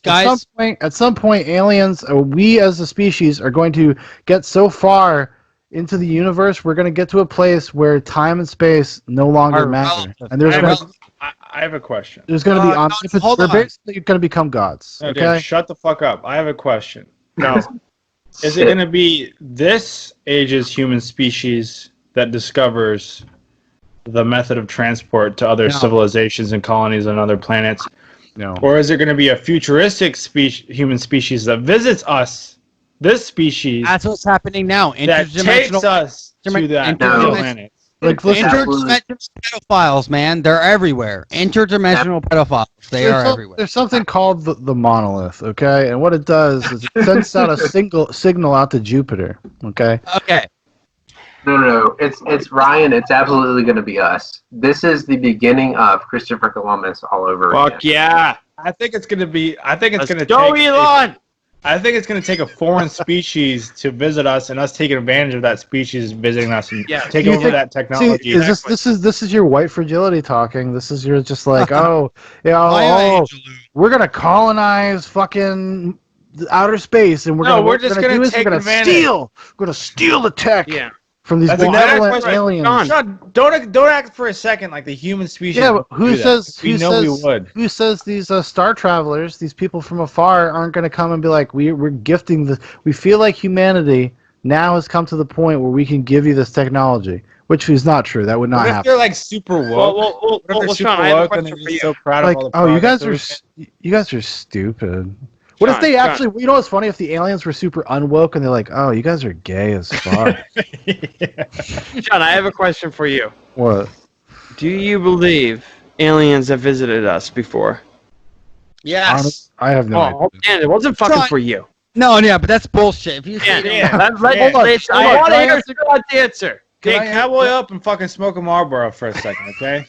Dude, listen. You know what, dude? I'm getting sick and tired. I just want to hear Sean's honest opinion. Sick and tired of you oppressing me, dog. Okay. All right, Sean, go. Okay, I'm gonna Season 3 of Jersey Shore wanted you to call him back, dude. Fuck out of here, dude. Real good one, Ryan. Good one. Listen, this is really what it comes down to: is did individuals, in their individual capacity and their sense of sovereignty and liberty, did they see an alien? Perhaps. I don't know if we can really say they have, though. Sovereignty? You talking about being Native American? What are you talking about? Do you think? I was joking. Do you think if I saw an alien in the woods, I'd attack it? No. You'd be scared. Sean, seriously. You would literally go back to the era of a tribal person seeing something that you don't recognize. You know what I would do? I gotta fucking get out of here. You know what I would do? I'd tell my tribesmen, and we go out and we kill them, and we take them back. I just want to know if Sean believes that aliens have visited us or not. Oh, honestly, I have no idea. They have. I know you have no idea, but what do you believe? Yeah, what is your faith? What's your faith in the matter? What's your gut telling you? My faith tells me no. You're a fucking full of shit! I sham a shill! I have come to this government espionage shill. I have come to the conclusion that there is nothing else but man.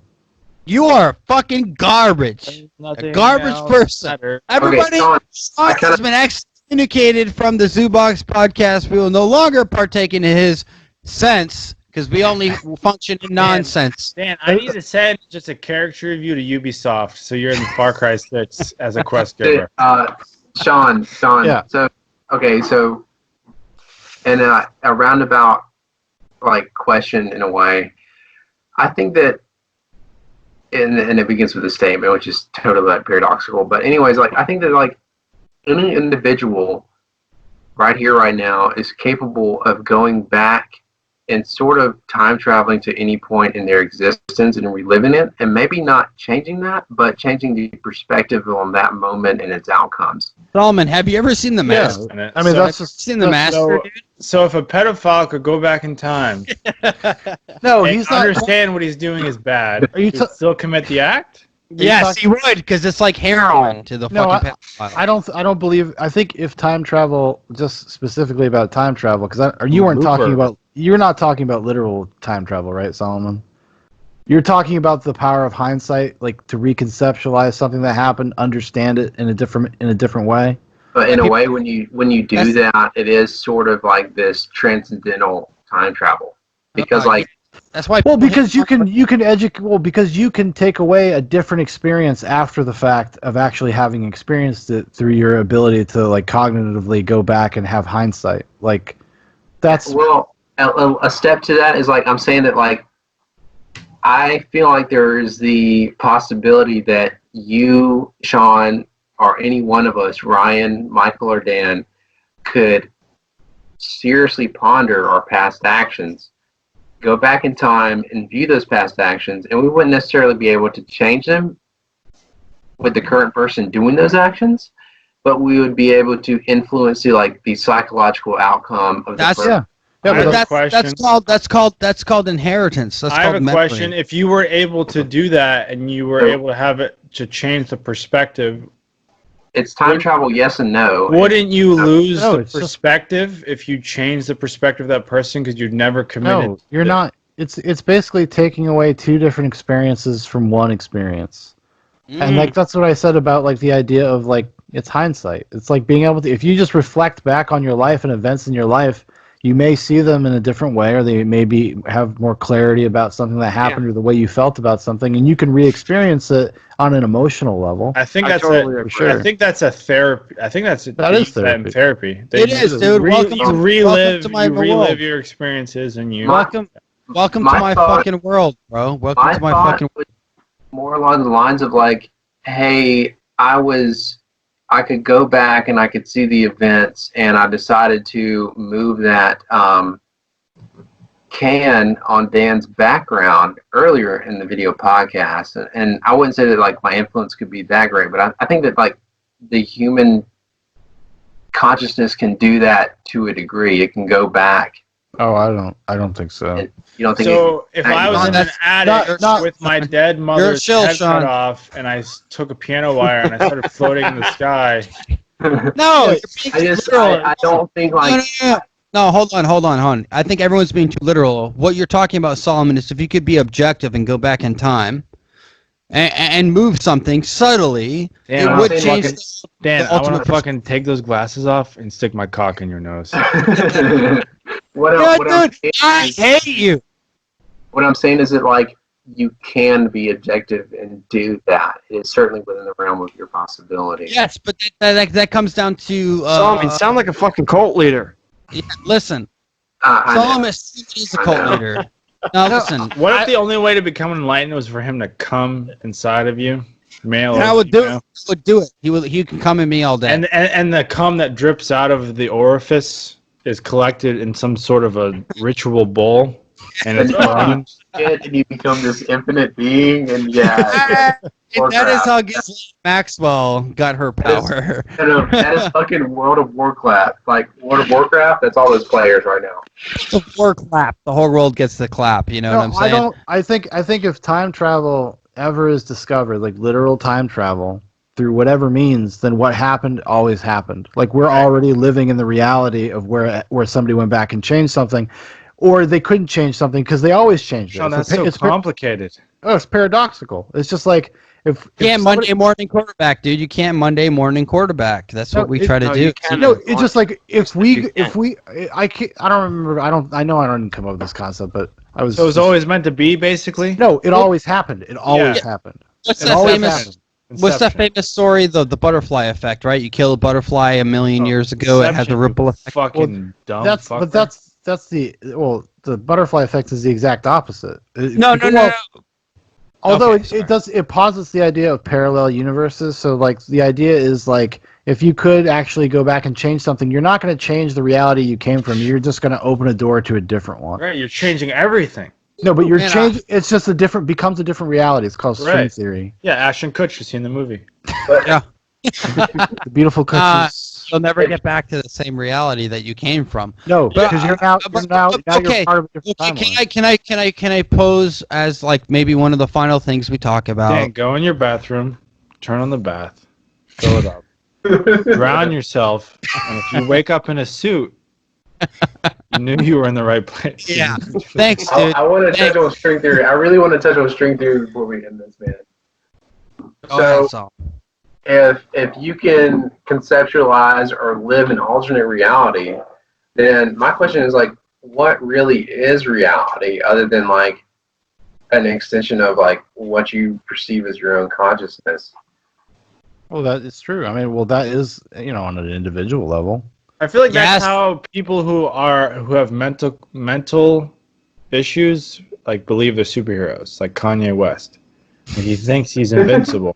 But that's and he may be. But this is the thing.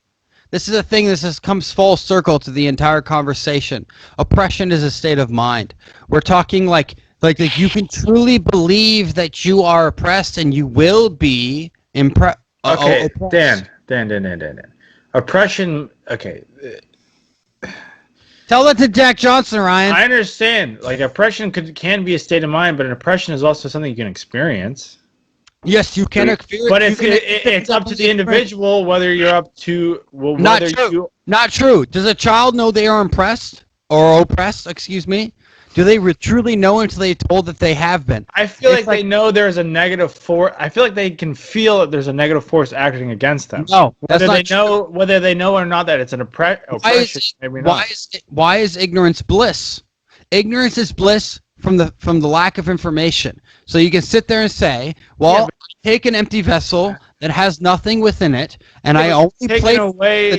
You're taking away the ability for a human being to understand nature versus nature, nature versus nurture, right? The classic old age question. Clearly some people can be silly. Clearly, some people can. I mean, you can. I mean, but the thing is, you can just learn. You can just learn to live with like. Hey, Dan, I don't know. Go to a fucking go to a kid that's living in a fucking dump in a third world country. Yeah, and guess what? They can come to America and leave their oppression. And they can. Yeah, but they're still. Yeah, but they clearly are. You've never seen Slumdog Millionaire, obviously. Okay. They're not. So. That's the whole point of Slumdog Millionaire. Is somebody got to get this kid to a game show? Stat. Depression can be left by choice. Some people. But what if you're not? What if you're missing a fucking leg? Then get you're missing. No, seriously. What if you have some ill fucking disease because you grow up in this horrible environment and you can never get out? Oh, who says that? Who says Yeah, but Dan, oppression is something that can be inflicted upon an individual from an external force. What if you can't leave the country? What if they say, no, you're not fucking leaving? The external collectivism or the individual expression? Shut up. I'm sorry. That's what I was saying. It's up to the individual to determine whether or not they can overcome that oppression. That doesn't mean but sometimes you can't. Exist. That doesn't mean no. The idea that some can't is inherently disingenuous to the argument of what the person with the human spirit of the human spirit that we have overcame and survived for millions of years or however many thousands of years it is. Yes, that's the great. But Dan, you gave me one example that somebody that came over who was a phenomenal athlete, a genetic freak, and that's all you've given me. Martin Luther King, Martin Luther. Yeah, but you don't think Martin Luther King faced oppression? It's not that it's denied his oppression. He ignored the oppression. No, because he believed in unity and he believed in bringing people together, regardless of the. It's like the comical woke joke, Black Panther. Okay, but Dan, what happens back in like the slavery time when you were literally a slave and you couldn't? Guess what? You tried to run away away and they set the dogs after you and you're torn apart. In those chains, you can find freedom. I don't agree with it. I think it's. Do you think they were breaking oppression if they're running away? Yes. And they died for it. They fought the mob, and they were killed for it. But they were still... I understand that. I do understand that. I get that. That's what I'm saying. It's like it's the same thing as saying oh no, the poor slave got killed. What about the Russian family man who was brought up in the 1930s to 50s and 50 million people were killed and all he wanted to do was protect his family? Yes. Ryan. Okay, so these are. Did he not face oppression and did he not do everything he could do in his life to just maintain that his family had life? But that's the point. Is that regardless of what it took, he did everything. He did everything it took. You're missing my point. I would like to. Yeah, go ahead. I would like to interject really fucking just Goomba. briefly. Okay, so these are all constructs of a reality from each and every single one of you that may or may not exist at any given point in time, and we don't even know if time exists. Okay, thank you, Solomon. Listen, I know. Listen. No, but what we're talking about is something very simple, and why I believe oppression is a state of mind. I don't believe that. I agree with you. Oppression can be a state of mind. Yes, I believe that too, but I don't believe it always is. No, let me speak. We're Native Americans. All viewers let you speak. I know, because listen, I have things to say. I'm gonna fucking put 3 cinder blocks on your right foot and a fucking concrete slab on your left foot and see if you can sink or float and call you a witch. I may be wrong, but what I'm saying is Native Americans weren't oppressed until the colonists showed up. That's my point. Well, no, that's not true. They were oppressed by other tribes. Exactly. It's a state of mind. The tribes that fought back against the Comanche who were going around scalping people and fucking decapitating people were the ones that survived. Yeah, it was some baller ass shit. You fucking wouldn't fuck with those motherfuckers. Yeah, that's my point. But those things fail. Solomon's weight. What I'm talking about is inherent truth. If you stand up to the mob, you could be killed. But if enough of you stand up to the mob, you will thrive. It sounds a lot like collectivism to me. No, a little bit. It's an individual. Oh, individuals in a collective force? Yes, absolutely. But once the collective takes the majority, that's when the problem arises. Once they say, if you no, it's when the collective tries to determine every aspect, majority, minority. That's when it's an issue. Yes. So when the collective takes the majority, like we're seeing today in modern America, where the collective identity politics, they are trying, and this is the thing I wanted to get to, is I have someone involved in the deep state that I know that is, I'm telling you, these fucking people are going down. These fucking Marxist God-send bullshit, or the perspective they say they're God-send, are going to be taken down because this machine kills fascists. As an American, you believe that it's the right for them to speak their mind. Yes, absolutely. But if they were to take, what if the only action they took was social action? As far as, do you think it's their right? That's what we've done. Look at the socialization of medicine through Medicare, Medicaid, Medicare, the socialize of our fucking public utilities like fucking water. Socialism in some aspects works in the United States. I mean, fucking Social Security. With a critique, real quick. Okay, so gentlemen, for the sake of our audience, and listen, I know, right? Our audience. Can one of us just go at a time? So we have Dan has presented an argument, and then we each answer our interpretation of that argument.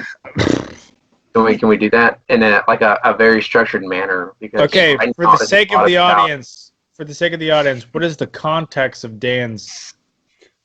What is Dan's issue? What I'm saying is I want Dan to completely say his argument. This is this. Then I want each and every single one of you to respond to that, and I think it would be a little bit more. Yeah, but we've already had this conversation 2 hours ago. We literally talked about this. I think it's developed to. This has turned into a PlayStation party. Good, which is honestly good. I don't mind. Okay, so Dan, can you repeat your argument? Can you tell me your argument right now? The importance of America is this. The individual matters just as much as the mob. Okay?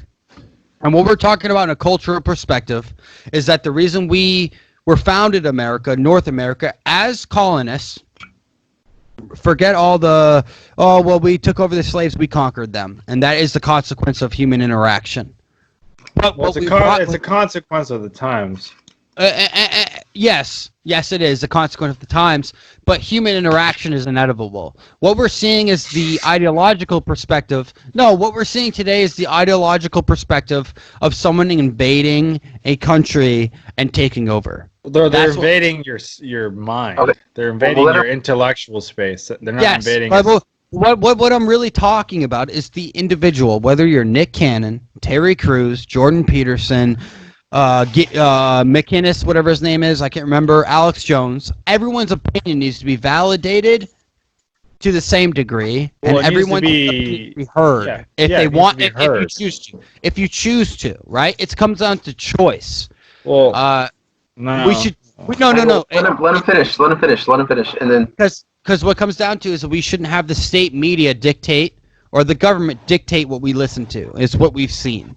Or the technological aspects of everything. Hey, and as a collective, as an American people, we need to stand up to the media. Absolutely, in a unified voice. No, but that's where you get it wrong. Doing this. I'm not standing That's where you get it wrong. It's the individual collective, not the collective individual. I don't want that. I want the individual. Stop. Listen, can I just say one more comment, and I'll let you continue? I feel like I'm Will Smith, and what's the wife's name? Jada Pinkett Smith talking to me about how she's justifying cheating on me. No, but what I'm giving you is not. No, what I'm giving you is not the fact that I'm justifying cheating on you. I'm justifying the fact of how not to get cheated on. Is what I'm saying. Okay. Right. No, because really what we're talking about is the individual should matter more than the collective. No one disagrees with that. The collective is not ignored, but once the collective attacks the individual, then we have an issue, and that's what we're seeing. That's my point.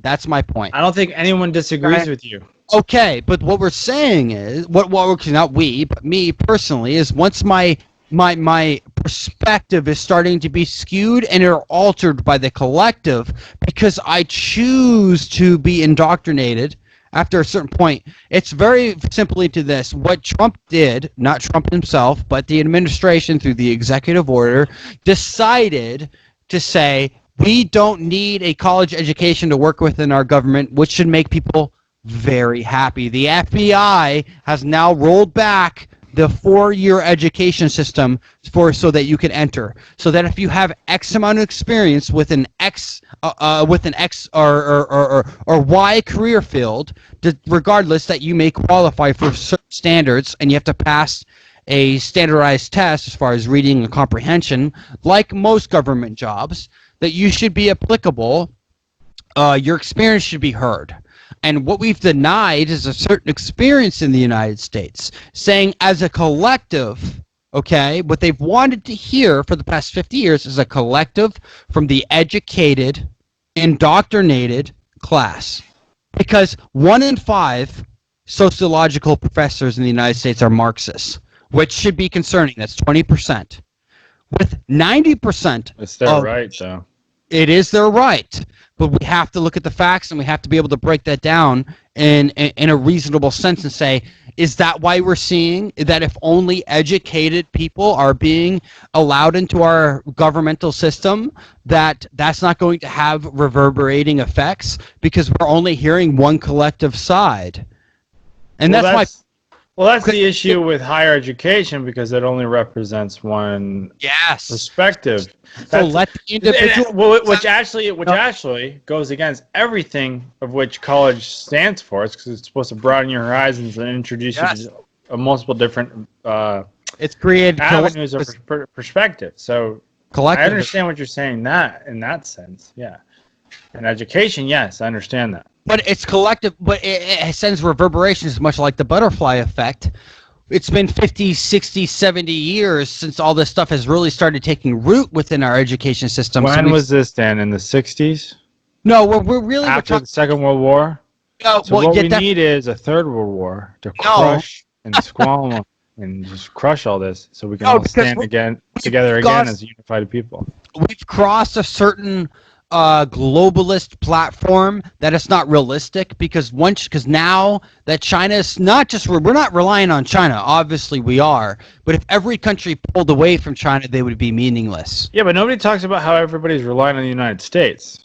The American dollar, absolutely, which is the entire financial structure of the world, which brings up even more importance of the individual country. But the United States probably, and I could be wrong, dictates the world economy more than any other country in the world. 2008 real estate economy collapse when the bubble exploded. Yes, 16 or 18 countries fell into financial collapse with us. Predominantly, they were on the world leading sphere of financial. So are we the enemy? Yes, we ourselves are the enemy, but Should we commit suicide? No, but that's the point, is that within the ideological perspective of the left that we're seeing these Marxists, these are not Americans, they're Marxists that have American perspective. But they are Americans, Dan. No, they're Americans, but we need Americans. I don't want to silence them, but I want to fight them and combat them with their ideological perspectives to prove that what they're talking about goes against just all binary evolution, all biological sense, and truth will prevail. Well, that's the issue. Okay, do you guys mind if I play devil's advocate real quick and pose a question? I gotta be, but yes, go ahead. Okay. All right. So the concern here is individuality, right? The individual. And it seems to me that individuality is only a question or only a thought when there is no greater goal for humanity itself. And I'm not really trying to not be like Elon Musk here, but trying to get in space, huh? The only time that it comes up is like when man has basically created for himself an environment in which there is no greater goal, that individuality becomes a question. And I'm certainly not trying to detract from the United States of America or capitalism or any sort of like governmental system, but that's the only time it seems to come up as a question. What are y'all's thoughts on that? Like, from Sean and Michael and Brian and Dan whenever he gets back. I'm sure we'll have to repeat the question to him. What are my thoughts on that? We only hyper-focus on the individual when it's like the concept is threatened. Because then it becomes apparent that it's important to pay attention to. It's like you don't really know what you have until it's gone, I guess. I don't know. I mean, maybe I'm not understanding your question. I don't know. Maybe that's what it's going to take, though. As an individual, as a different, as we're continually divided between races and political sides, until we're so far apart that chaos erupts, it'll bring us back together. So maybe that's what it's going to take socially. I don't know when that'll be, but I feel like more and more we're. How much are you willing to sacrifice? Dan, I'm willing to sacrifice so much that cum would be dripping out the back of your hair. No, but what we're talking about is the sacrifice. Jews had to sacrifice 6 million lives to be able to have us understand this particular lesson. No, they didn't have to sacrifice it. That was forced upon them through repression. That's what I'm saying. But we had to learn that lesson. You can't deny that. Yeah, but you can't tell a Jew that oppression is a mindset when there were literally 6 million people. You know what? Then tell that to the Jews that went out and became successful. Tell it to the blacks like Jack Johnson, first generation. And Dan, tell it to the Jews that got forced into a fucking gas chamber. And guess what? They're dead. Yeah, but there was nothing they could do. Yeah. It's not about what they could do. It's about what that could have been done. And that we have to realize the mistakes as humanity. And we can say that was wrong. Just like when we Yeah, but Dan, the only thing I want you to do is to back off of your comment that oppression is a mindset. While I agree, it is a mindset. Right. While I agree, in some situations it is, but in some situations it's absolutely not. Name me when it's not. I just named one. I just named. Yeah. Name me one. Name me one. One by one, you were counted as a Jew in the late 1930s, early 1940s. And put into the gas chamber. What were you supposed to do? But you had no idea what was happening. You were just numbers 1 and 2, like you were in class in 5th grade. 1, 2, 3. 1, 2, 3. Everybody, tell me that you know every single Jew that was sent to the gas chambers didn't go with honor. You don't know that. They didn't. They were probably afraid and scared because of the unknown.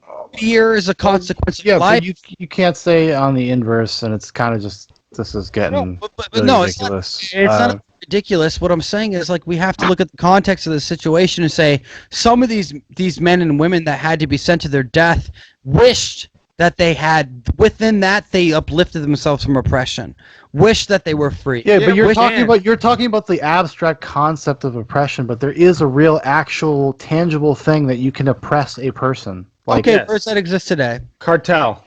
Oh my God! I don't give a shit if it exists today or not. And the cartel. The cartel has a stranglehold on Central America and the people in those places. The Uyghur Muslims in China right now, as there was footage of them literally being put onto fucking trains to who knows where. And within the silence comes the loudest voice, where you can be put in silence, but within internally, you don't think there were people. You don't think there were people in those situations who were outraged and screaming, and reaching for their wives and their children who were executed. Death is horrible. Death is always violent. But it's oppression. It's oppression. It is oppression. But within those moments, they found their revolution. They decided not to choose the oppression. They fought for their lives in their final dying moments. Gentlemen, I'm not saying it's not terrible. It's objectively horrible. But to say that every person who's ever persecuted for something horrible doesn't mean they didn't find their revolution. They didn't find it in their dying moments. But those are two separate things, Dan. And two things can also be true. I have a question. I don't even understand what the fucking conversation is or what the argument is. I have no idea. The oppression is a state of mind. Yeah, there's an abstract concept of oppression, and then there's also literal oppression. So hang on, gentlemen, real quick. So we've been referring to things as a collective. We've been preaching about individuality, but we always refer to things in a collective nature, and I'm trying to see the inference between the two. If you guys can help me out. The only difference is this: is that the individual should always matter more than the collective. Once we always involve ourselves with the collective, then that's where the danger begins. But much like we're seeing with tribalism, it's been on the collective though. It's been on minority groups and stuff like that. So how the focus is on the individual than when it's been on the collective, I don't understand exactly. Because in America, we built our ideals off of the individual, not the collective. That is the point. In America, we have been built off of our individuality, not collective. I don't think you understand his question all the way. He's talking about right now, what we're talking about. Yes. Right now, we're fighting the same spiritual battle. We're fighting the same spiritual battle. Which matters more, that you are black or that you are a human being, be able to make your own decisions? And absolutely, things have impact. Things happen. Can we define spiritual? I mean, I don't think that a lot of people could understand spiritual. I mean, can we define that a little bit so that maybe people could rationalize with it? Well, I think the spirit is very simply much as whether you want to say it's from a psychological perspective, evolutionary perspective, or from a religious perspective. We're talking about the spirit is will, is divine right, and inheritance from our divine nature, if we are made in the image of God. And God is all about free will. Yeah, but that's through a perspective. It's not about necessarily my perspective. I'm talking like a movie like Silence, which is all about the oppression of Christians in Japanese society. Which, even though some people had to live within their, you say? So it was oppression, but within their relative silence, Within their own oppression, they had to find a way to still preach to their God. They had to find a relative sense in their own mind to find freedom. And when they found freedom, they were released from the bounds and chains of our physical creation. Okay, they Dan. were released into the next realm. All right, so Dan, Dan. God is the individual as well as the collective. God always puts the individual first because it comes down to free will. God is all about the individual, not the collective. God could give two shits about the 99.9%. If 1.1% of the collective Christ. that God died for everyone equally, right? That's what was the whole point. Is that you still have the free will to go and destroy your life. You still have the free will to go in and be sent to hell. You could be Judas, the closest person to God, and then turn your back on him, or be Peter and deny him 3 times, but still be accepted by the love of God. And at the end of the day, I think we got a Christian. You're converting. Holy shit! This You is watch The incredible. Passion of the Christ by Mel Gibson. Come together. There will be a sequel. So, okay, Dan, so what if the collective's focus is God and the individual's focus is not? No, And how's because that the portrayed? whole point of God is that the collective it's more imaginary than it is reality. Because your individual relationship with God matters more than the collective. What we're talking about is free will. That's what makes America so unique, is your free will to break the law. When you decide to break the law, and then you decide to fight the police, and you decide to fucking go on and do these things, whether or not you agree with them, you will die if you decide to commit violence. Dan. God doesn't advocate violence. What is reality then, and then what is free will? I mean, your reality is your reality, the individual, and your free will is your choice. Once we start going based off of collectivism, then we fall into the relative disparity of everybody's choice versus your choice. Can I say I don't something? believe in that. Yes. All right.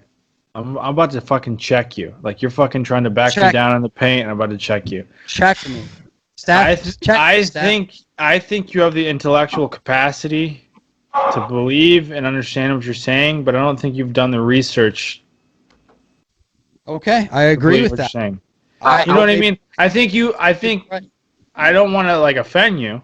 No, go ahead. Attack. Like send me to the gallows. I want. I'm not sending you to the gallows. No, I think you have the intellectual capacity to arrive where you're trying to arrive at, but I think you need to, and me included, and everybody included, you need to think more upon it. And honestly, I don't know. I don't. That's kind of where I want to leave it. No, and I'll tell you this: as an individual, I accept your reality and your But do you see what I'm saying? Do you see what I'm saying as far as like you need to think on things, and not saying I'm right because I'm not necessarily right at all. I'm just saying I think you could arrive at where you're trying to get to. Sure. But you need to meditate. I feel like Will Smith. You need to meditate and like research and truly look at all the aspects and different advantages of where you're at to understand. I am never done learning, and I am willing to accept criticism, and I accept it. Because I think you're being a little narrow-minded. And I may be narrow-minded within my current experience and cultural perspective. Like I want to take that patch off your head and shit on it and stick the patch on it. Well, one, I would fight you. Because I'm an individual, defying another individual, which is your collectivist mindset. But I do always support the ability to criticize, humiliate. I'm not trying to humiliate you. No. It's not about you humiliating me. You can humiliate, demonize, and disagree with me, and I respect you. Can I oppress you? No. Okay. You will never be able to oppress my mind. What if I just shut the stream off and I fucking shut you off from all social, and I just fucking took you over? And I could go out into the moonlight and scream my heart and be arrested. What if we heard from like Michael and Sean? I really want to hear what they got to say because I mean, let's end it. We're going Michael over is grinning from ear to ear, man. I mean, and Sean, I know Sean, you got something to say, man. I really want to. I want to hear y'all's perspectives as well. About what? Honestly, at this point, I don't even know what the fuck we're talking about right now. Yeah, I don't know what the fuck we're talking about either. So alcohol has obviously been involved. We got off the main road. So basically, I don't know if we should air this. To be fair, I'm being honest. You don't want to air this episode? So basically, like the whole thing started. Sean and Michael, the whole thing started when I posed a question, and the question was like, does individuality become like the focus when humankind has no greater good?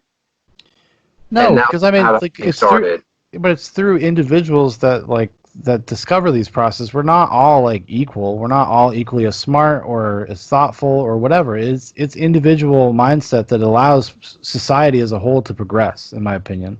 It is the great thinkers. Those are the people that bring humanity itself forward, or society or culture or whatever. It's not just everybody. So the individual is the highest ethic, in my opinion. How much? Okay, can I ask a question? How much time and how much meditation, for lack of a better term, does it take to reach those conclusions? Like, how much do you have to think and research about one's trueness, and you know what I mean? It's more about how much do you know yourself. Yeah, but how do you arrive at those conclusions without being like a prick? What do you mean? Like Aristotle and Pluto and all those, all the greatest thinkers. Like, do you think they were just so full of themselves? You know what I mean? Like a little bit. Okay. I mean, they definitely had confidence enough to explore the issue. I mean. Yeah, but the whole point for when you get into philosophy of the realm is to find the truth. So you're trying to find ways. It's like thought experiments and game theorizing to find the root of truth, and do it without like needing the creator. Like for the most part. If I was walking around in Assassin's Creed and some dude is standing on a wooden box, I'd fucking kill him if he was just talking about some bullshit like that. You know what I mean? I'd be like, stop this nonsense! You're poisoning the people. I get that, man. I get that from a very like a governmental control societal standpoint. I mean, it's just where your society is at the point in time, and individuality is a beautiful thing, and I'm not going to argue with anybody on that. It's great. It's what comprises this sort of thing that we call the collective. But we may be demonizing the wrong thing here. I don't think the collective is necessarily a bad thing. I think that the direction of the collective could be inadvertently misaligned. So to me, they each contribute to each other's existence. Without one, there would be no other. Sort of like black and white. Without some sort of collective force, you don't have progress. I mean, a person can only do so much on their own, and then they have to kind of organize. But it is down to the individuals to make that action happen and collect and get a collective together, get a group together.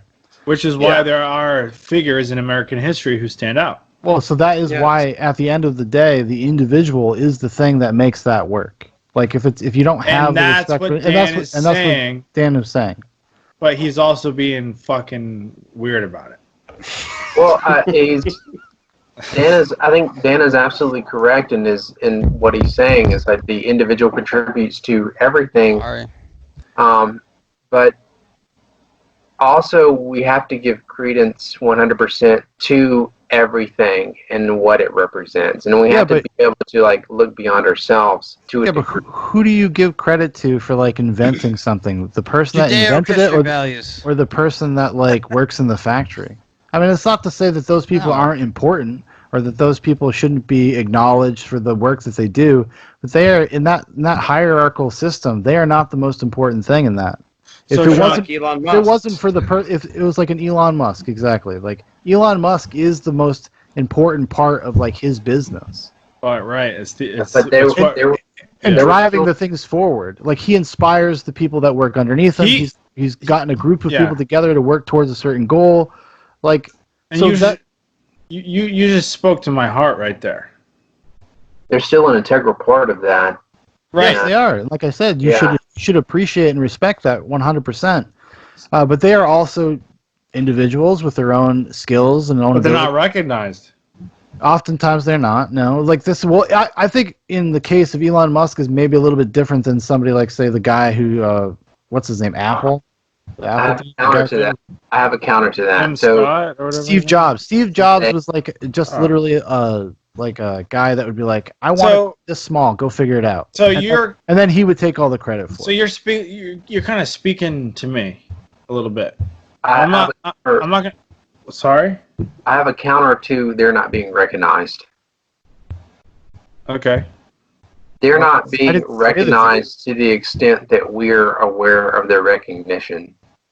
No, I never said that they weren't recognized. I said they should be recognized. I mean, yeah, but they're not to the magnitude of Elon Musk or internally, like I don't know what bonuses which would be are. impossible. I don't know if they have employee of the month. I don't know. Like I'm sure they have all that stuff. Here's the thing, but like internally, it goes beyond that. Like, what about like, their family lives? Like, what if their families are so incredibly proud of them that eclipses anything that they could be externally recognized? Right. So they reach the same satisfaction. But listen, it would go back to. Guys, I want to ask a question. Yeah. Okay. When was your destiny defined in America? Oh my God, I have no idea. What does that even mean, Dan? Well, it really comes down to this: between the year of 1919. No, listen to me. All right, everybody. Thank you for listening. This is the Z-Box. Another week. No. I want to explore down that. the hole. I love that. I love that, man. I mean, I want to explore that. Dan, can you please ask that again, please? It's super simple, Luke. There was a very frequent, very short period of time in America where we had our destiny defined. What's that mean? So like, you could work for Ford for 20 years and have like, you knew, right? Like you knew I could retire after 20 years, have a 401k, an established retirement. A very short period of time. Exactly, right? And that was what I guess you could say Make America Great Again was about. Like if you want to use it in a modern political sphere. Sure. Okay, that was really what it's about. A destiny that is not beholden, but that you can define from your own individuality. Right. And that's what we need to get back to. That's what we need to focus on. Is that like someone like me or anybody else, your destiny can be defined by you and you alone. And if you choose to work for Ford for 20, 25 years and invest 10% of your income for over those 25 years, and if you build it one piece at a time and it didn't cost me a dime, and it's me when I'm coming through your town. You know what I mean? Bing, bada, boom, dude. Okay, so nobody get that? That's Johnny Cash. Daniel, I have a rebuttal for you, and it's essentially this. So those people, they worked for a certain company for a certain period of time, and they retired, and they enjoyed their lives, and there was something about like security and safety. There's a safety net there, but that is not the spirit that America was founded upon. Was it not? No, that is true, but you also have to sit there and go, listen, through the cultural perspective, the lens of that time, it was very valuable because nothing had like that had been offered in America or any nation up to that point. And I don't want to drag this on because I know people have to go, but listen, this is my final sentiment. Everyone can give their final perspective. I love America. I think America can do better, and I think the individual in America is the most important thing. I agree. Yeah, I agree too, man. I feel like the individual in America, though, has lost sight of chasing the unknown, and that is what makes us American foremost above any other dude, country. Solomon, that's probably one of the most profound points I've ever heard in my life. I want to be real. Can you say that again? Can you say that again? Say that more clearly. Say that more clearly. As much as we talk about American and what it means to be American, what you said about us being comfortable is kind of anti-American. It is absolutely. The point of being an American is to always chase the unknown. It's like being a rock star. An American, to be an American, to be born as an American is like the same thing as being born fucking David Bowie. To be born one of the Beatles. It's just chase that unknown, to explore the unknown, and to keep mapping it out, and to know that will never be mapped out, and to continue the pursuit of the unknown. That is 100% my interpretation of what it means to be an American. Dan's about to cry over here, dude. He's fucking so horny right now. That's fucking life. That's real shit, dude. It's real shit. That's one of the best definitions of it. I mean, I might be intoxicated and eating sushi. Mike's laptop died. Mike's laptop died. But that's a great way to put at what being an American is. Yeah, I mean, dude, like, look at Dan right now, man. You're out there, you're making music, and you're putting your opinions out there, fucking unapologetically. Yeah, I mean, all of us here on this chat, and all of us, period, every day, like, there's a part of the unknown that affects our lives more than we know, and we need to embrace that as Americans. And you know, you guys are here and you're doing your thing and you're chasing that unknown each and every single day, if you realize it or not. Can I say something? Absolutely. Yeah. If it is American to search the unknown, then it is American to fight the known when it's known to kill you. Come on. Certainly, when it's when it's known to be detrimental to your efforts, like your efforts to explore, like, what is not known to your consciousness, certainly, yeah, that is 100% true. Thank you. Dan, you're so fucking corny. Dude, I know. Think about government, man. It's like, it's not a solution. Yes. Like, it's not a fucking solution. It never will be a solution. It's a fucking Band-Aid at the best of times. And, like, I don't understand, like, why people can't see that. It's not because they can't see it. They choose not to see it. Oppression is a state of mind. Oppression is a state of mind. No. They don't choose not to see it. They haven't been shown the path to see it. Because they've been taught an oppressive state of mind. Listen, Dan, the average American, I could be incorrect. You guys can correct me. Don't have the time to think about these types of things. And I'm in a privileged position to say that I am. Right. So, like, a lot of people don't have that privilege. Yes, because as Americans, the individual matters more, and we need to focus on the individual, not the collective. Right. But when the collective controls the narrative, we have a dangerous precedence that has been set. Yes. Right. Yes. Yeah, you definitely have to tiptoe the line between a collective consciousness versus a collective identity.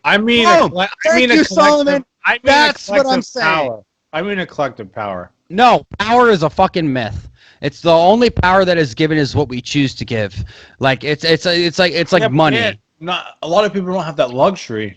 Okay, listen, guys. I think everyone got enough of us tonight. Sean, walk us out. We fucking covered our bases. I hate America and everything you guys have just said. And Johnny Depp and Amber Heard accuse each other of peeing and pooing all over the house. Breaking news. All right, everybody. Thank you for listening to Zoobox. If you made it this far, we'll be back next week. If you want to know more about Zoobox, you want to keep up with everything Zoobox Nation, I guess we'll call ourselves. We're like the Nation of Islam, except for Zoobox. You can become to these podcasts and be radicalized by some sort of weird Far Cry cult leader. Solomon, thank you for joining us and talking about. I'm a quest giver, Sean. A quest giver, not a leader. I'm a quest giver. Even worse. Exactly.